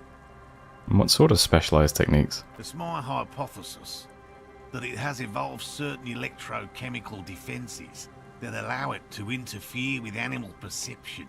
I see. And pattern recognition, confusing the visual cortex. But I cannot describe how these defences work, much less how they evolved, without studying a live specimen. Yes, it makes perfect sense. You're beginning to suspect there's something paranatural about this phasmid. How big is the phasmid? I'm expecting it to be quite giant. One known species of phasmid, called the Megaphasmodea zoensis, is about the size of a grown man's forearm. So, He leaves the conclusion up to you. Seems puny, to be honest. Oh, yes. Why are you so interested in this stick bug? It doesn't seem to be as colourful as some of the other cryptids I heard about. typical rookie assumption. Insects are much more sophisticated creatures than those unversed in zoology give them credit for. Even simply catching a glimpse of the Insulindian phasmid would be the apex of of any cryptozoologist's career.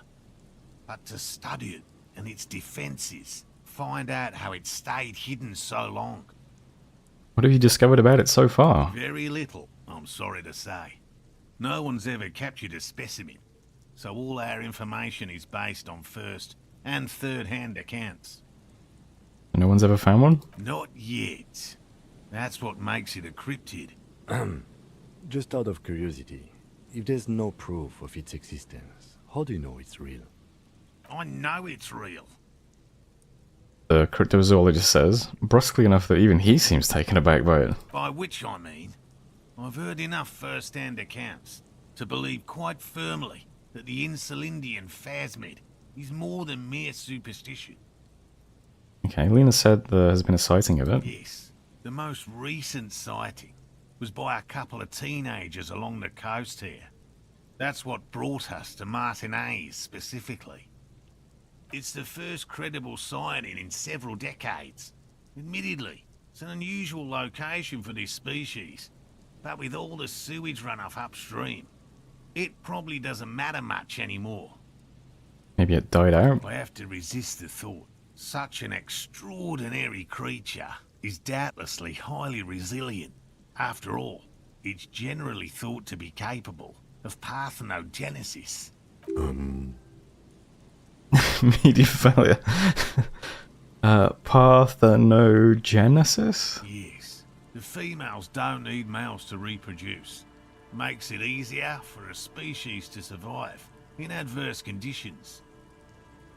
That's pretty clever. Females reproducing without males, a travesty, a crime against passion and common sense. This arouses no special feelings in me. It's pretty clever. Yes. Insulindian phasmid is a very clever insect. That's why it's so damn difficult to catch. But as a scientist, I'll try my best to remain dispassionate. There's nothing dispassionate about the way he talks about the insect. Tell me about the traps. Well, they may not look impressive, but Lena designed them quite cleverly, so I'm sure they'll do the trick. You design the traps? Yes. He says with some pride. How do they work? Simple. Attracted by the locusts, the phasmid crawls down the funnel and, having eaten its fill, can get back out. At least, that's the intention. The net isn't a perfect solution, but we didn't want to use anything that might damage the specimen's delicate exoskeleton. What are you using as bait? Locusts. Nearly all known phasmids are herbivores, of course. But we've hypothesized that the Insulindian phasmid might occasionally prey on other insects. Inside the traps, a number of locusts crawl and tumble over one another in a tiny, chittering swarm. A meat-eating stick insect? Does it pretend to be the reeds as part of its ambush behavior? This seems unlikely. The rare, successful logic roll. Seems unlikely. Thank you for your opinion. We have also included plant material in the traps to satiate your skepticism. And what will you do if these traps don't work? They'll work, I assure you. The predatory hypothesis, using locusts as bait, accounts for the failure of previous efforts by other teams, which use plants. We have given this some thought. It makes sense. I mean, if the other guys used plants and didn't catch it, then clearly. The traps do seem to be deftly and thoughtfully constructed. It's clear the cryptozoologist's wife knows what she's doing. Let me ask you about something else. Yes. What?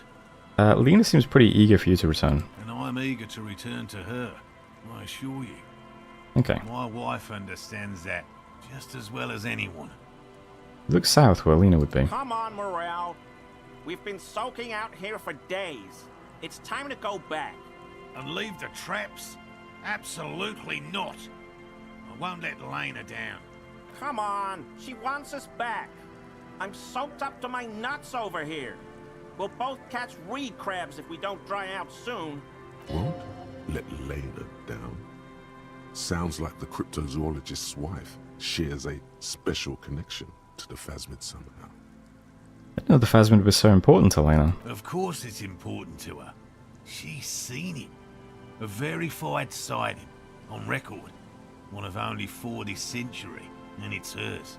She's seen it? Really? She sighted the phasmid? She didn't tell me that. Yes. That's how we first came to know one another, in fact. But that's her story to tell, not mine. Needless to say, you must ask her about the mysterious phasmid. Okay, Inland. Suffice to say, it's long been our dream to find proof of the Insulindian phasmid together. I can't abandon course now. Okay, I understand. I don't give up on things either. Good. A good quality to have, both for a police officer and an experimental zoologist. I could go for some trap setting. What did we check the traps for you? I didn't expect you to take such an interest in our work here, officer. Chaos is my method. I am its scion. I'm all in with this cryptid shit. I'm hooked. But the bug I see. It's easier to get caught up in the search than you'd imagine. Where are these There are traps? 4 in total. One is to the south, on this little peninsula, by the boathouses there. It's very near. Another we set in Land's End, to the northeast. It's behind a small sand dune there, on your way to the old radio tower, after the church. The third is set near the canal, where you crossed, by a concrete slab. A big thicket of reeds going up the slope, and among them... He gestures to the trap in front of him. You should check at least one of those before returning to this one, since I just said it. This one's more of a technicality, but still, better safe and stupid than sorry. Be careful where you tread in the reeds. Some less conscientious researchers may have left their traps out there, armed, hidden. Interesting. What do I do if there's a phasmid in one of the traps? Bring it to me at once. Just make sure the trap is closed tight. He's not comfortable with the possibility that you'll claim the find, but he's lying about this even to himself. What if I encounter the phasmid in the wild? That's highly unlikely, officer. But in the event you do, I'll spray you with a pheromone mixture I developed. Okay. It's made of musk and research chemicals. Nice. The pheromone should attract the insect to you, or at least prevent it from bolting at the sight of you. It's quite potent. Will last you about a week. Lay it on me thick. Present your armpit. He douses you with the odd-smelling spray, a double helping as you present your other armpit, and then gives you a satisfied nod. This is the smell of dying reeds, of longing crumbling into the water. I hope you're not buying this. He dispenses it without letting you touch the canister, so it would be precious like holy water. It is precious. A single dose cost me 50 real to develop. Not that I expect you to understand self-financing one's own research. He looks at the lieutenant with disdain, then puts the spray back in his pocket. Right. Which means you two can pack up and go back to the whirling. Whatever he thinks about this detour, it's clear that these men are exhausted and in need of assistance. Finally, someone's talking sense. Thank you for your help. Gary and I will start breaking down camp. If you have any more questions... If it's more cryptid-related business you want to discuss, you'll have time for that later too. But what if the information is vital? On the hunt. What about his eager-to-leave friend Gary there? Talk to him too, perhaps. Alright, I'll get going. Anything showing up over here yet? Don't you ever wish Helmdall was a real place? Hello, I'm Gary. Very generous of you to help us out, officer. Yellow man. I mean, officer. The lieutenant raises his eyebrows slightly and takes out his notebook. Yellow man. Interesting. This is something to ask him about, after a little probing first. I'm just waiting for my friend Morel to finish up with his insect traps so we can return to civilization. Not a lover of the great outdoors? I like nature, just not this bloody coast. It's mostly drunks and degenerates that come here. Degenerates? This man respects authority too much. To see the truth inscribed upon thine own visage. Pretend thou art a paragon of virtue. I am neither of those things, I can assure you. I'm a by-the-books, clean-as-a-whistle officer of the law. I'm not even tempted to touch intoxicants. Sure. I've been tempted on occasion. But someone has to stay strong for Revocol. His gaze shifts to the pile of soggy logs at his feet. He pronounces Revocol with a hard K, unlike other people. Serious question time. This man is no innocent. No one is. Is this your mark? You said Revocol? I like to pronounce it the hard way. The old way. The Vespertine way.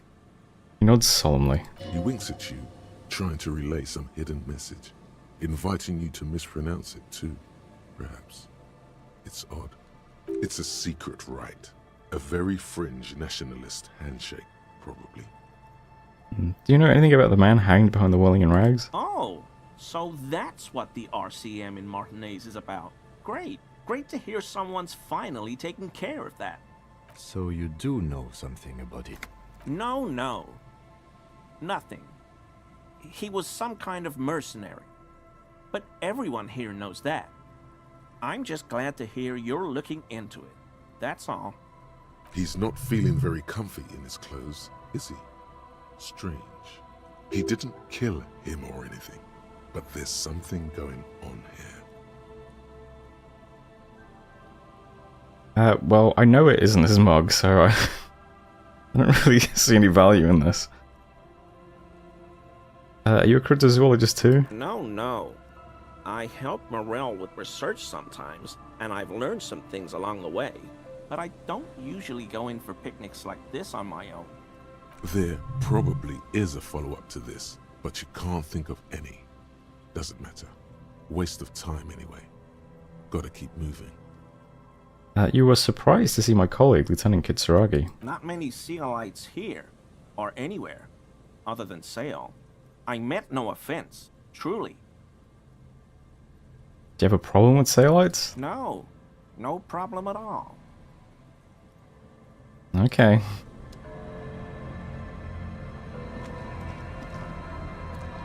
So I thought these were the traps, but I guess they're like spread all over the place.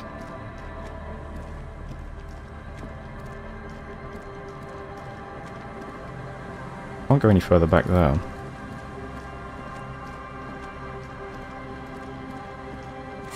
Let's see, inspect the traps. Check the trap in Land's End, far northeast of the Feld building. Okay.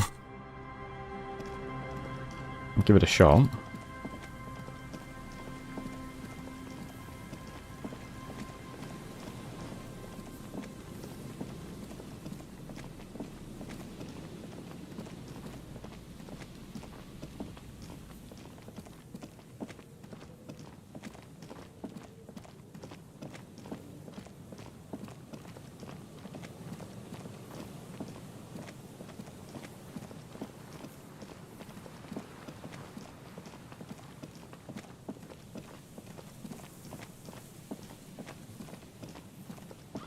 Aha, okay. There's a trap in the reeds at your feet. Looks like the same one you saw Morel set before. Same mesh, same wiring. Look around. The reeds sway in the coastal breeze. They seem to be waiting for something. The wind picks up here, near the Cape's end, surrounding the narrow strip of land from 3 cardinal directions. It's cold for this time of year. Notice the background of portraits. They tend to reference the character's ideology or mental state. Neat detail is Gary has the Revachol sun half hidden by the moral intern's blue and white flag. I'll try and look out for that in future. The wind picks up...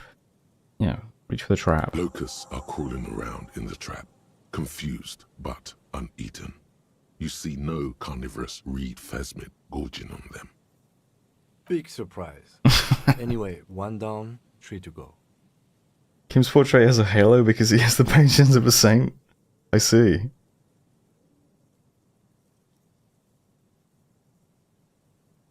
It'll be in the next one, surely. Surely.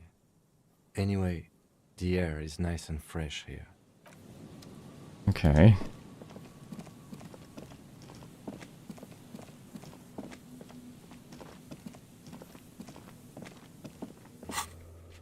Alright. The one Moral just set up, yeah, okay. Near the boathouses west of the Fell building. I guess we haven't been there yet.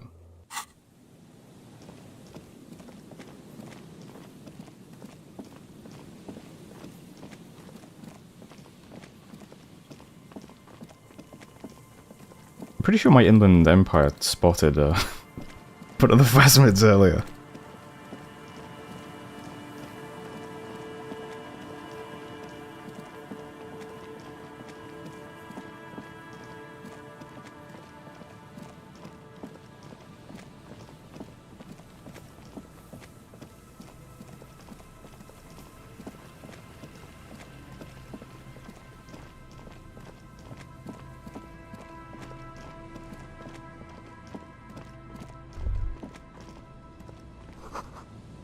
This section of the coast hasn't been used in decades. Oh, there it is, okay. A familiar apparatus lies among the reeds. Another one of Morel's traps, weighed down by stones to keep it in place. Behind you, the ruins of a residential building rise over the reeds, shielding them from the wind. The reeds rustle confidently. When this district was booming, the reeds were kept at bay. Nothing obscured the freshly painted facades. Nowhere for drunks and adventurous teenagers to hide. Now only the wind blows. Okay, this one surely has one. Let's see. This trap is also full of panicked locusts. No sign of any cryptozoological beast inside. Huh. Another empty trap. Lieutenant takes a note. More out of habit than duty. How are you during the cardio, Lieutenant? I'm quite enjoying it myself. I want to make it clear that I don't actually believe the phasma exists. Okay, let's keep going. The next one is the lucky one. Yep. The next one has a crab trapped in it. These are just crab traps, you do realize? Yeah. Boathouse is shoddily constructed. A strong breeze might blow it over. Aha, there we go. This is the trap Morel just set. Checking it over, he said, is just a technicality. But, look around. The reeds by the abandoned campsite hiss and shake. It's good the cryptozoologists left. This isn't a very cozy place to stay night after night. The later it gets, the colder. Remnants of the camp can still be seen in the sand. The fire that's gone out. You feel strange, somehow. Okay, here we go. This is the one. Nothing but locusts in this trap. Fuck! Well. Definitely no cryptozoological monstrosity. Empty as all of them.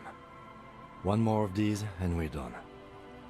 Face is red from the cold sear. He crouches to catch his breath. Bummer, it wasn't in here. I'm just glad we haven't found some poor cat trapped in one of these. Let me just check over here again, see if Inland Empire pops up. No. Disappointing.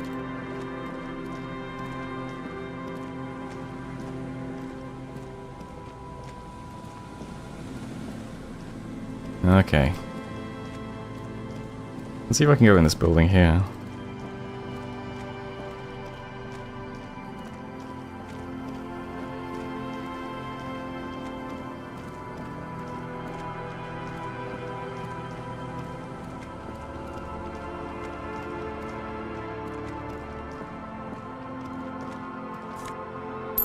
Very nice. A lot of coins around here. Ancient paint is peeling off the roof of this shaded bench, covered in rust. A scattering of bullet holes is spread across the cracked wall, reaching from one corner to the other.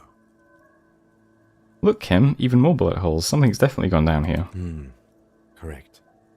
The density of the bullet holes is unusual. Even in a general average bullet hole frequency in Martinez sense. Grim affairs. Meaning, this is a lot of bullet holes. Looks like fully automatic rifle fire. Something you don't see these days.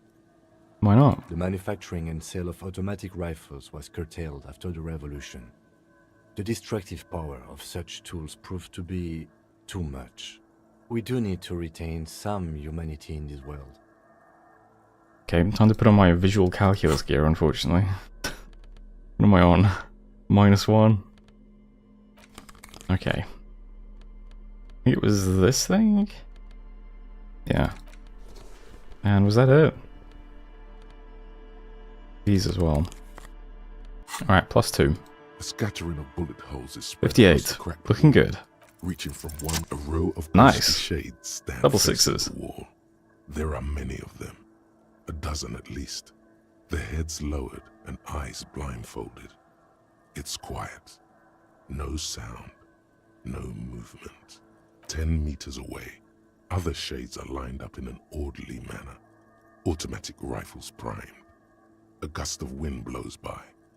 The coats of the firing squad flap slowly in the breeze. A single person stands on the side. The sun blazes high up in the sky, baking the planks, the sand, your skin. The order was carried out in the afternoon. A long time has passed since the moment of this fusillading. Rain and brine have since washed all the blood away. Not a trace remains. What is this? The abundance of bullet holes leads to two options. Either an inordinate amount of executions were performed here, or they did not use a conscience round, where only one soldier has the loaded rifle. Looks like this was a mass execution with everyone fully armed. Look at the people against the wall. A host of men, probably in everyday clothes, ragged from the conflict and covered in dust. They were not sitting, a common practice for executions in some nations, as demonstrated by the height level of the bullet holes. They stand, facing the wall. It's impossible to discern any details about their personality or background. Ordinary people, familiar, each and every one of them. Who are they? Comrades, the forsaken, the wretched, who tried to rise against the horrors of the world. Look at the soldiers. 7 men in combat uniforms and dark coats, holding automatic rifles aimed at the people. Soldiers from some side, but from which one? Look at the person standing on the side. The commandant, the one who gives the order. Machine gun fire crackling through the air. The lights of the muzzle flashes dancing on his face. Who was in this execution? I don't know. I don't know who died here, lined up beside that horrible wall. It could have been any of the parties involved in the revolution. Perhaps the ones executed here were the loyalist conservatives, killed by the communists at the start of the Civil War. Or it could have been the communists, put to death during the last stretch of the conflict by the coalition forces. Remember what Trent Heidelstein said about Veld? What if it was the Feld personnel when their assets were being seized by the revolutionaries? Another likely scenario. Or maybe... You mentioned coalition forces. Could it have been them against the wall? Yeah. It's very unlikely the coalition forces were the ones who died here. They were always the last ones against the wall. To be honest, if a coalition member was anyone in this situation, it was the commandant, the superior giving the orders. A cold sea wind blows away the figures.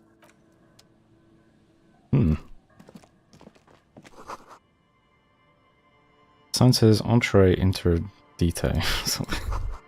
An old ticket booth, no longer in operation.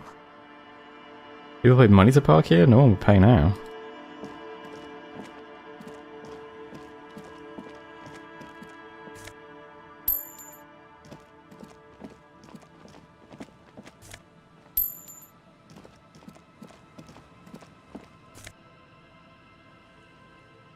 Okay, more Falm.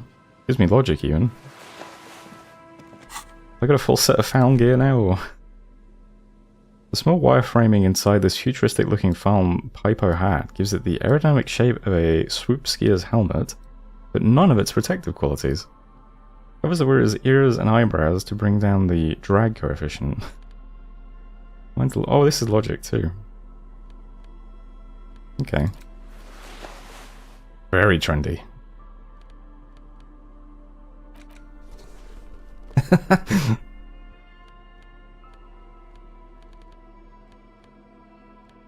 I need some Falm undershirt. And then some boots.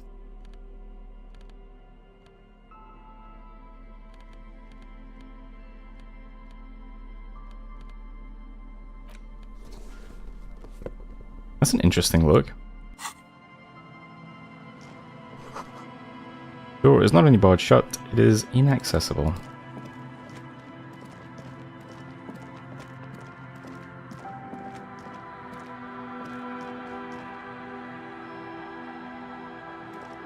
Okay, I think I'm almost done with exploring this outer region then. I can't go any further south here, so...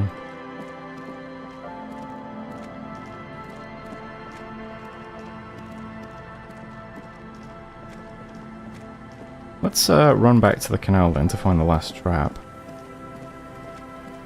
And then we can head into town.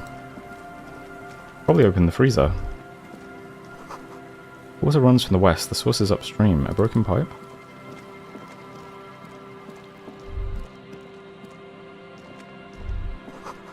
A little black swallow circles above you. You hear it chirp.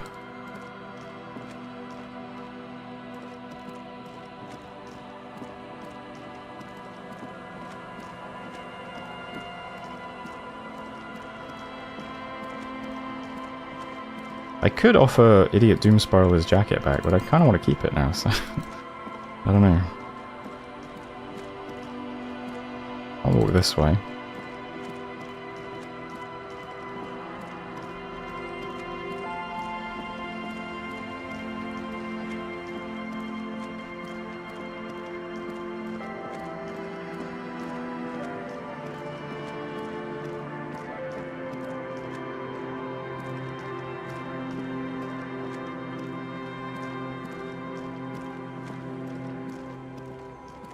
There we go.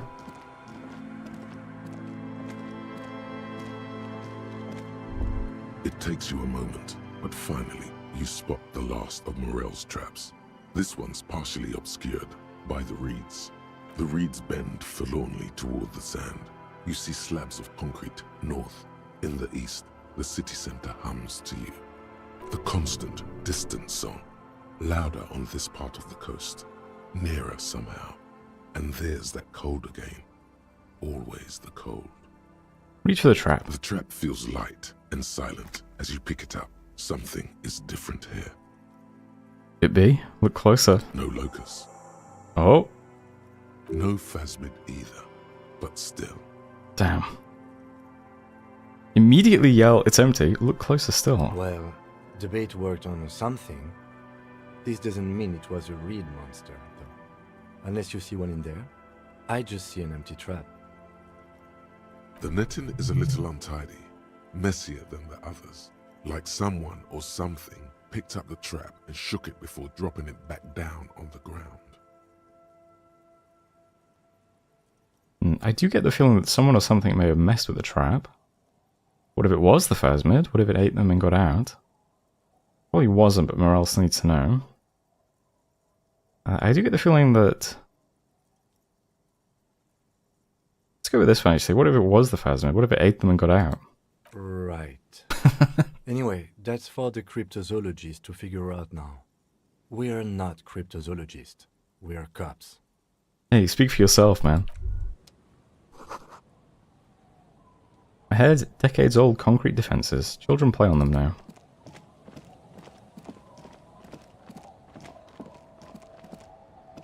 Okay.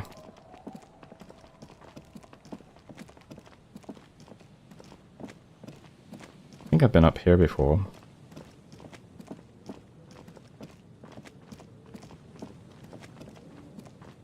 Yeah.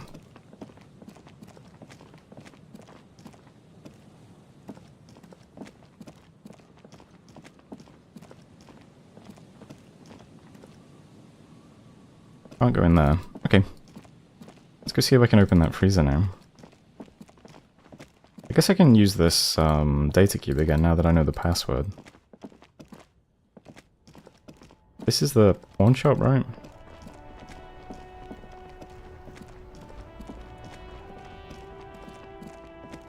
Can I do this check again and see if I can find better sunglasses? No, locked. Okay. Yeah, wasn't there like shoes on this speaker or something? The speakers below are banged up and worthless. Oh yeah, the found sneakers. Over them. They're the star of the show here. I mean, it's 50 real, but why not? I need those found sneakers. Super cool! Now the premium lifestyle is yours, officer. Hell yes. The sneakers seem to vibrate in your hands with an almost mystical energy. Okay, now let me buy the speakers too. The junk is yours, officer. Happy listening. Try not to hurt your ears with that Samaran garbage. Alright then. The Ultra Series found sneakers put lightness and grip above all else. With grip tape covered springboard soles and ultralight synth fabric technology, you can exit every corner with the maximum traction of a gentleman's racer. Why'd you even buy those? These are no magic speakers. These are lame speakers. All they will ever produce is a faint memory of a song you're trying to listen to. Sell them for cash. Price 30? I got them for a steal. Okay. Cool. What was in here? You keep coming back. That's good, officer. Keep Dynamic browsing those windbreaker clothes, surf. saving that economy. I'm good.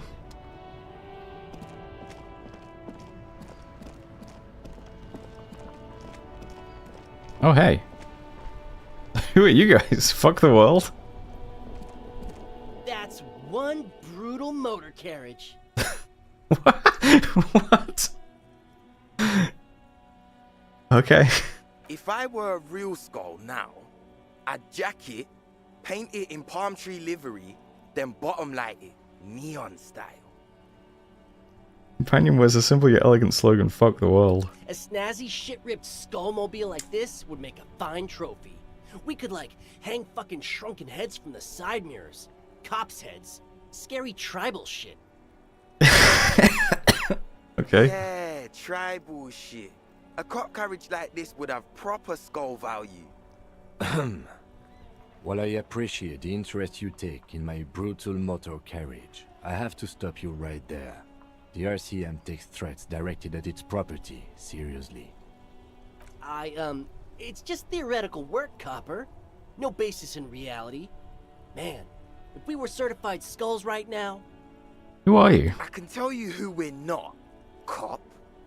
We're not snitches or skulls. Which is not to say that the skulls are bitches and... On the contrary. Okay then. Part of this presentation you want to take home with you, cop man, is we're not part of the skulls yet. Who are the skulls? You don't know? What kind of cop are you? I'm so glad you The asked. question was rhetorical. The skulls are the most vicious gang of the Besmertne. The nastiest bunch of psychos ever. Jacking carriages and getting into high-speed chases. Possessing an infinite amount of fuck-all swagger, infamous for their non-verbal modus operandi. Non-verbal? If a skull spots you, he will pull out his dagger and stab you without saying a word. The lieutenant's voice is as calm as usual, a testament to the violence and death he's witnessed through the sight of his firearm. They usually occupy the burnt-out quarter in Jamrock, or you can find them loitering around the brightly painted bottom-lighted vehicles. I can't wait to become a skull. Bottom lights are wretched aggressive. No, they really aren't. It's porno tuning. Say no to the porno. Do you know anything about the murder that took place here? Murder? A man was hanged in the backyard of the Whirling in Rags. Yeah, sure. We'll gladly tell you everything we know about it. It was a man. Also, he was hanged. Anything else? He was hanged from a tree. Yeah, I mean, duh. These punks don't know anything. Let's just move along. Hey, stop right there. How does one know anything? What does that mean? Fucking philosophy, man. You can do aggressive shit with philosophy. Justify shit. Do you guys know Cindy the Skull? Oh yeah, Cindy's a right proper skull. The young man's eyes glaze over, his voice filled with longing. Yeah, a true artist of the future. Just like Arno van Eyck. By the way, if you see Cindy, give her our regards. He adds, returning from whatever void he was just visiting. The lieutenant on your left is unusually lenient toward them. I see you kids are into anodic dance music. Why aren't there more skulls in Martinez? Your rhetoric is confusing. Are you part of the skulls or not? You into anodic dance music? Oh man, yeah. We're not fucking kids, man. Be wary of the abyss. His blonde friend adds ominously and points to his temple. Why? Probably because of how non-verbal their mode of operation is going to be. It's a threat. A threat? Good, I like those. Don't fuck with me, boys. I'm one of the bad cops. I just wanted to talk about music, and now there's a conflict all of a sudden. It's too much. Nervously shake your head. Don't fuck with me, boys. I'm one of the bad cops. Whoa! Come on, man. We're just talking here. Just words. Nothing wrong with that. Yeah, no need to throw your authority in our faces. That's right. Way to put them in the little boy's corner. You want to talk? Let's talk, boys. Ask them. He liked how you decisively shut down a situation that could have turned into a farce. Why aren't there more skulls in Martinez? The Union does their share of policing in Martinez, at least where gangs are concerned. That's why there isn't much organized crime around here. Apart from the unions themselves, of course. Don't you worry about that. We're gonna make up for the deficit. Yeah, we are. Young men exchange approving nods. Your rhetoric is confusing. Are you a part of the Skulls or not? We're not franchise skulls. Well, not yet. Once we get our name out there, we'll have a chance to join them. And what makes you think that the organization would accept you? Because we can be just as psycho and vicious. You'll see. But in a non-threatening and definitely legal way. The other one quickly adds and whispers something to his friend. We'll fuck the system from the inside later. Just be cool now. The damage will be tenfold. Right on, fuck. So what's happening now? Mm-hmm. What's with the jackets? What about them? Why does your jacket have Piss Fellow written on it? Well, first off, it's a statement and not necessarily something that characterizes me as a person, even though the statement has character. And I do like piss. Well, okay. That's... Sure. The word piss epitomizes the struggle taking place in the world. Things being defined as they seem, not as they are. And, I guess, it's also about communal spirit, the future, and truly appreciating our differences. Okay then. Also, you've got to admit, it catches the eye. And since the Grand Piper is slowly but steadily moving towards basing the economy on it, attention, it is imperative that the medium itself convey the message. What? What I mean by this is, we are all piss and that the world is inherently meaningless. Okay. That much is true. Godly success. That much is true. Okay. Turn to the Dark-Haired Youth. Why do you have "fuck the world" written on your jacket? Like I said before, many men keep searching for the one, for so-called true love, which is actually just obsession masquerading as kinship. The thrill of the chase, the hollowness that fills your chest cavity after catching it. I'm wondering if the poetics come with the jacket, or are they derived from something else entirely? To catch a fish, you'll need to hurl the lure many times, and even then it isn't certain that you'll get anything. If you blow up the lake, though... That is a terrible metaphor. You get more fish in a shorter time. And, for time is of the essence and fleeting ever so quickly, one must think of a way to fuck the whole world and not get caught up in fucking someone. So true, dude. Because when one fucks everything, he fucks nothing. And that, to me, feels glorious. Sticking your dick into the void. Is it a coincidence that here we have two badass jackets and two badass cops? Wait, what? Hey, Kim. Lower your voice. Yes? Do you think it's a coincidence? What is? There are two of us and two of these jackets. What are you implying? You know what I'm implying. No, I don't. What are you implying? Are you more of a piss fellow or a fuck the world kind of guy? Neither. Come on, Kim, it's just a mental exercise. Fine, if only to end this discussion. Theoretically, if I were a juvenile delinquent, if I were to already be down that path, I think piss is the stronger of the two statements. No way, if anything, I'm the piss fellow in this scenario. Fine. Fuck the world just seemed to fit you more, considering your heroic exit attempts. You always get to be the crazy one, right? Fine then. So are we done here? Or... you don't need us around for your secret whisper party, do you? Half-light, red check. Alright, I have to try and pull this off. Well, it took me, it's definitely been something. Alright, let's see. First up, booze. Check. I think I have to... Oh wow, 5 charges of that one. I think I have to double click it into my hand for it to work properly. Okay. What was it, half-light?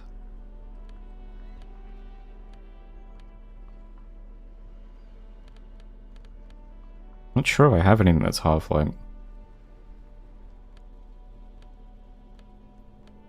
I could be wrong.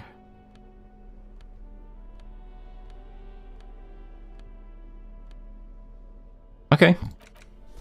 Well, coming in clutch. Hell yes.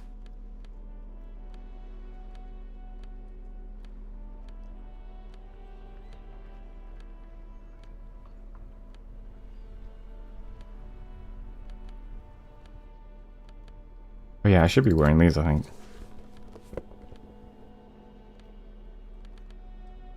Alright. Anything minusing half-light? Okay. Let's skill it up as well, why not? I'm almost another level up, in fact.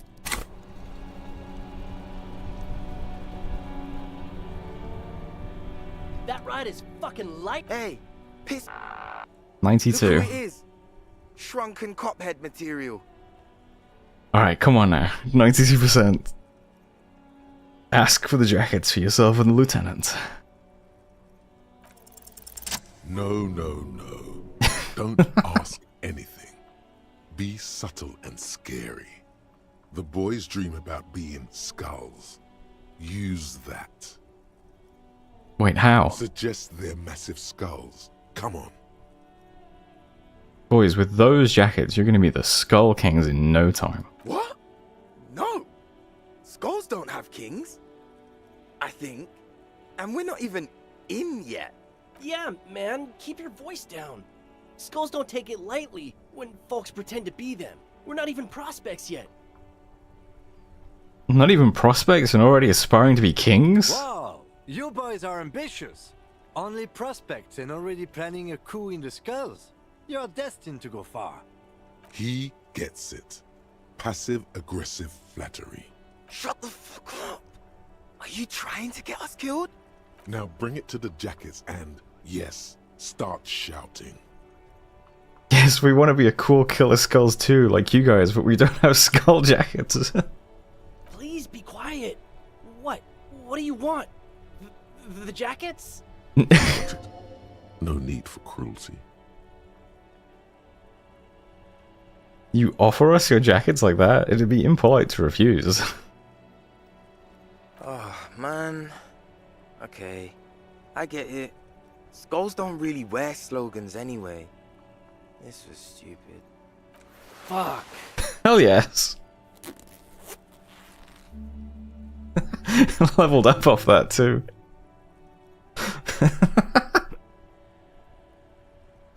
Hold on. Let me just screenshot that bit of dialogue. The lieutenant watches the boys take their jackets off with mild amusement.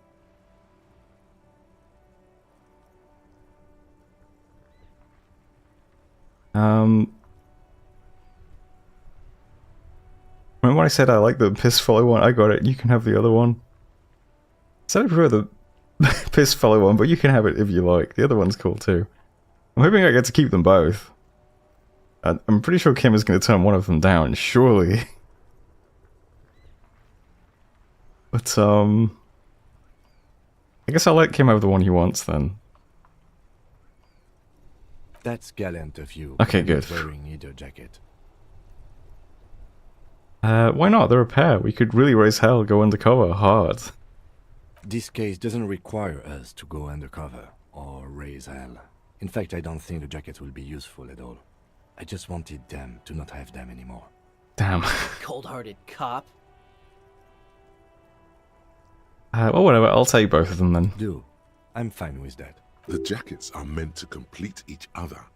If a man was standing alone on a street corner with his written on his back, it'd just be an individual that has taken a liking to urine. And fuck the world all on its own is, frankly, generic. I don't know, Eric. It's cold out. The dark-haired young man just stands there defeated. The wind blows. Yeah, let's get out of here. The cops fucked us.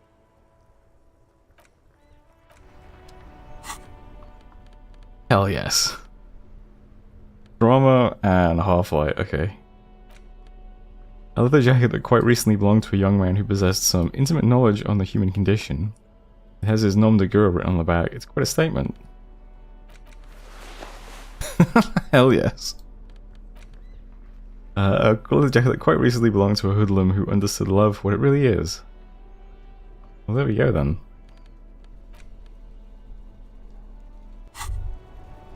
You finally made it, haven't you? People point fingers at you and whisper to each other when you pass by, wondering to themselves. Uh-oh. Where did that man get such a Hell cool yes. jacket? Did he receive it upon graduating the École Normale Supérieure de Badasserie? Is he dangerous? Damn right I'm dangerous. You are very dangerous, my friend. Dangerous and cool. In fact, no one dares to say a single thing about the jacket. But believe me, they are all very impressed. Hell yes. Alright then. Perfect place to end the stream, I think. Next time, I'll stream again tomorrow. Next time, I'll go and open that freezer, do the filament stuff, and then we'll go talk to Everett and probably set the main quest back in motion. What is the coolest looking outfit we can assemble now? Gotta be the piss fellow jacket. Probably with the insane mesh top. Horrific necktie. Samurai conical hat. You don't have any particularly cool trousers yet, do we? We need a nice dress skirt or something. Click on the yellow fledge. I mean... looking pretty good. English gloves? Could be the Robo gloves, right? I mean, I am one cool character. This is a piss fella.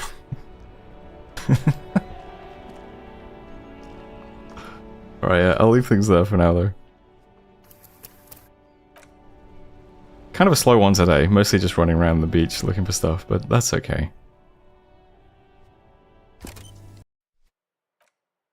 We'll get back on with the main detectiving next time. Thanks for hanging out, guys, if anyone's still here. I can see you're watching Quacksalver at least. Hope you had fun. And yeah, I'll try and stream again tomorrow at the same time. I have not been sleeping well, so... sometimes I'm just sleeping in the evening, trying to catch up on missing sleep. Anyway, until then, have a nice night.